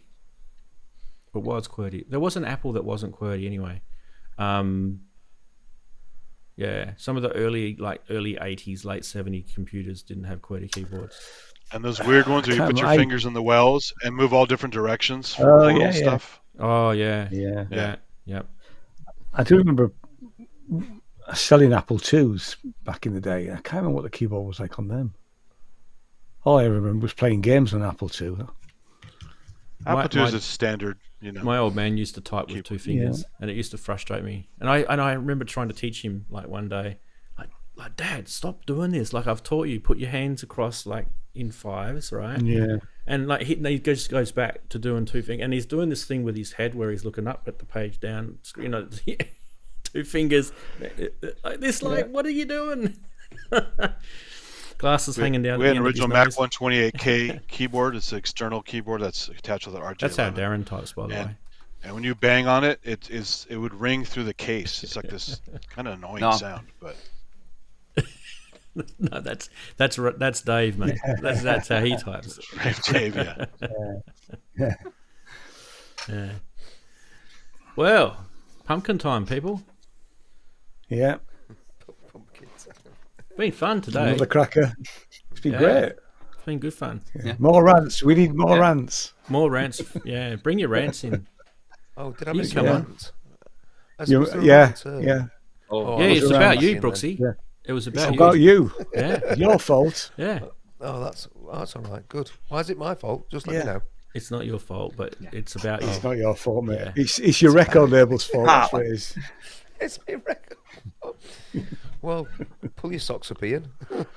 I'm sorry. What? It was all me. Yeah. Fair enough. Robin the poor man. I can watch now. Yeah. Oh, bless. Yeah, robbing the poor blokes. That's it. Oh, have you been robbing us? Right, that's it. Where's my lawyer? No, not me. I haven't. No, but no. The distributor's trying to steal our money. Oh. Yeah, it's huge. It's like what all threepence halfpenny of it? Yeah, exactly. Yeah. The dollar that I earn. Yeah. I want So you can't retire yet. Yeah. Look, I've got a house move to pay for. I need some more albums. That dollar's gonna go such a long way. A bag of farthings. yeah, that'll do. Yeah. When you put the fuel in your car and you watch those dollars tick by, that's how you'll realise how little a dollar is these days. Yeah. It just really isn't worth anything anymore. Or pounds in your case, right? It's the same, yeah. Because actually, you notice going up and down to Frome on those trips, like it would be 50 quid in the car to fill up on the way down, and then you fill up when you're down there because you can't, Yeah, there's a bit over at the end, but fundamentally 100 quid every time you go up and down the country. Yeah, I know. It's a lot, isn't it? We were looking at, like, it's weird. I don't know why they do it here, but there's like this disparity between diesel and unleaded petrol, right? And for some reason, diesel's expensive, and diesel's actually cheaper to manufacture. I just can't work it out. Where we live dirty diesel, it's a tax probably, right? Yeah. It's probably just a tax. It's dirty bastard. Yeah, like my car's poisoning it. It's one of the reasons why I went to a little car. Well, the Astra GTC was 2-litre diesel, did good fuel economy, but when that died a horrible death, and I desperately needed a car, I just thought, well, my driving style has changed so much. That's why I went for the little one, the little Picanto. And actually, the one I've got now is quite a little sporty model. Does 55, 56 miles to the gallon. It's great fun to drive. Okay, it's those not Picantos practical if you've got a big family. They're pretty small, but you'd be amazed. That's apart from the 88-note keyboard that wouldn't go in. Even over your passenger seat. Because it doesn't kick forward. It was just a non-starter. Okay. So So it's but other than that, it's been really great, and it's just great to drive. I mean, for 95% of your users, it absolutely is brilliant, And but eventually, I suppose, I mean, I keep looking at this and thinking, well, eventually, nearly all cars are going to become hybrids. Toyota already is. You can't buy a Toyota now that isn't a hybrid. So, and then eventually, of course, they're all. Ironically, diesel is actually cleaner than gasoline. Gasoline releases a lot more CO2. Yep. Even though diesel has a little bit of smoke once in a while, gasoline is brutal. If you're talking about greenhouse gases. People think it's dirty because it smells, right? But it actually is. Or you see some puffs once in a while, some particulates come out, right?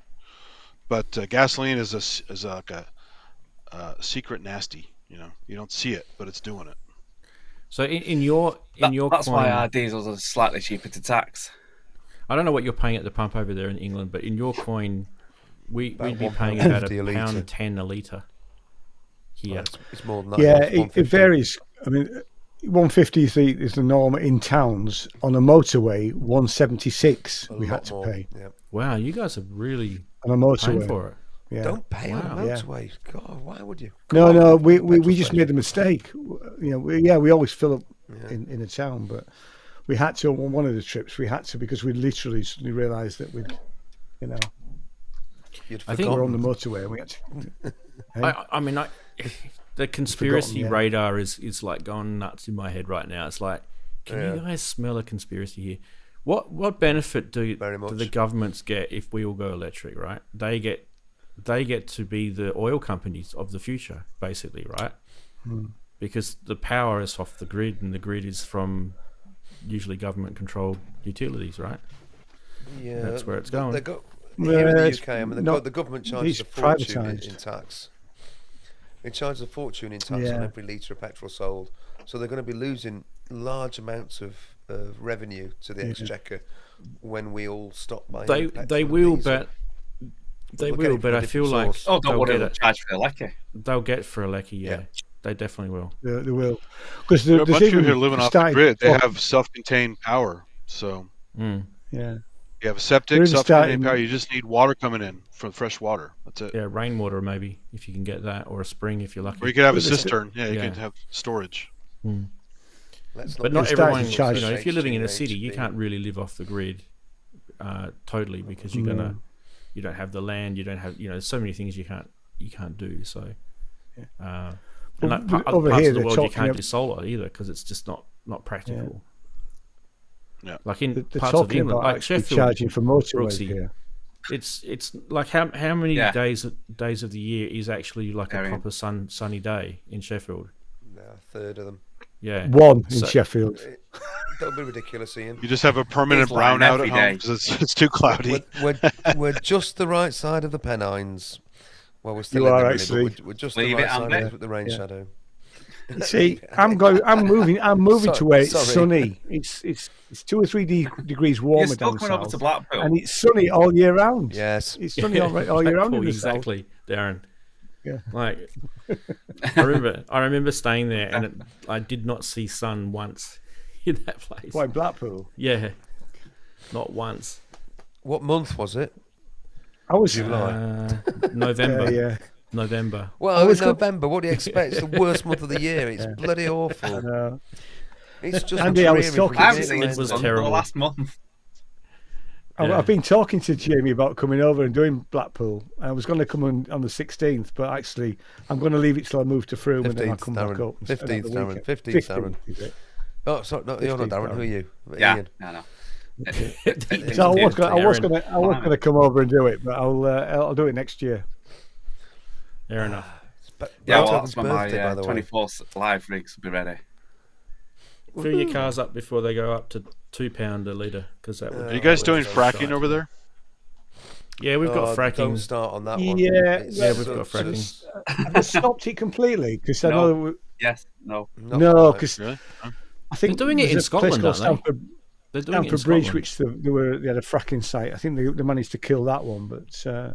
I thought they were still doing it in Scotland, and I think the Scottish were like allowing it, but the English weren't, or something. I don't know. So Scotland, there's always a lot of areas that are not populated. Well, of course, up the north. We're not fracking, but it's still open. There's still something where they might. Yes, different fracking, Wagyu.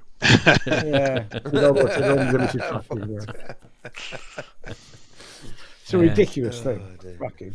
Honestly, I don't even know what it the is. one that it pollutes the about water table. It's geologically what it does to the It's in Australia. It's mainly in the eastern states. So you do have some here in the west, but it's Queensland or New South Wales. It's where it's happening. The people who love it don't live where they do it. That's what it is. No. Yeah, of course. Well, this is the thing. Not in my backyard, right? So.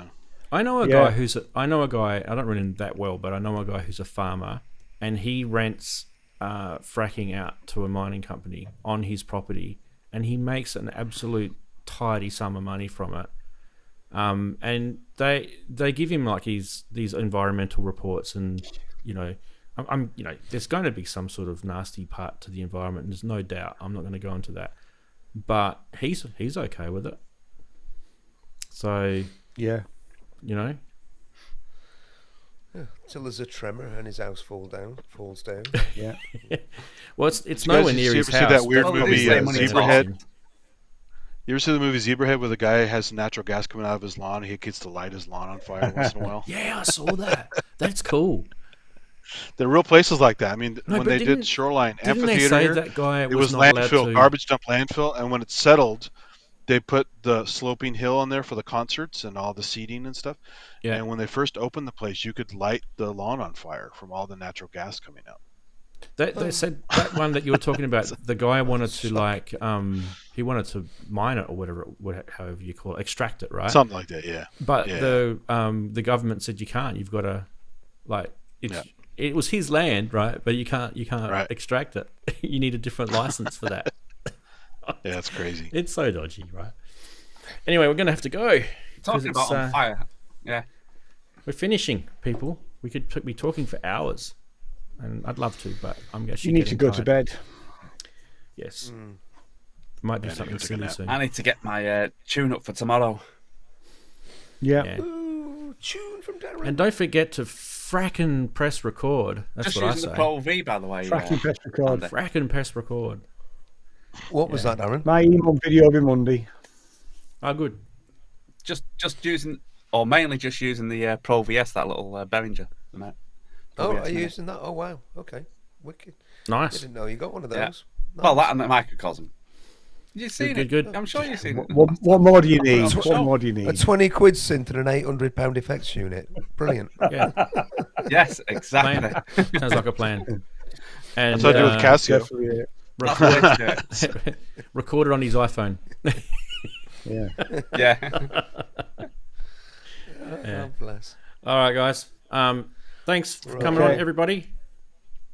Have a great weekend. Thank you for letting me jump in. Chatties. No, you're more than welcome, mate. Yeah, All I'll take care. Alrighty. Toodles. Bye. Oh, Bye. Because the rockets of doom. Oh, yeah, let me do mine.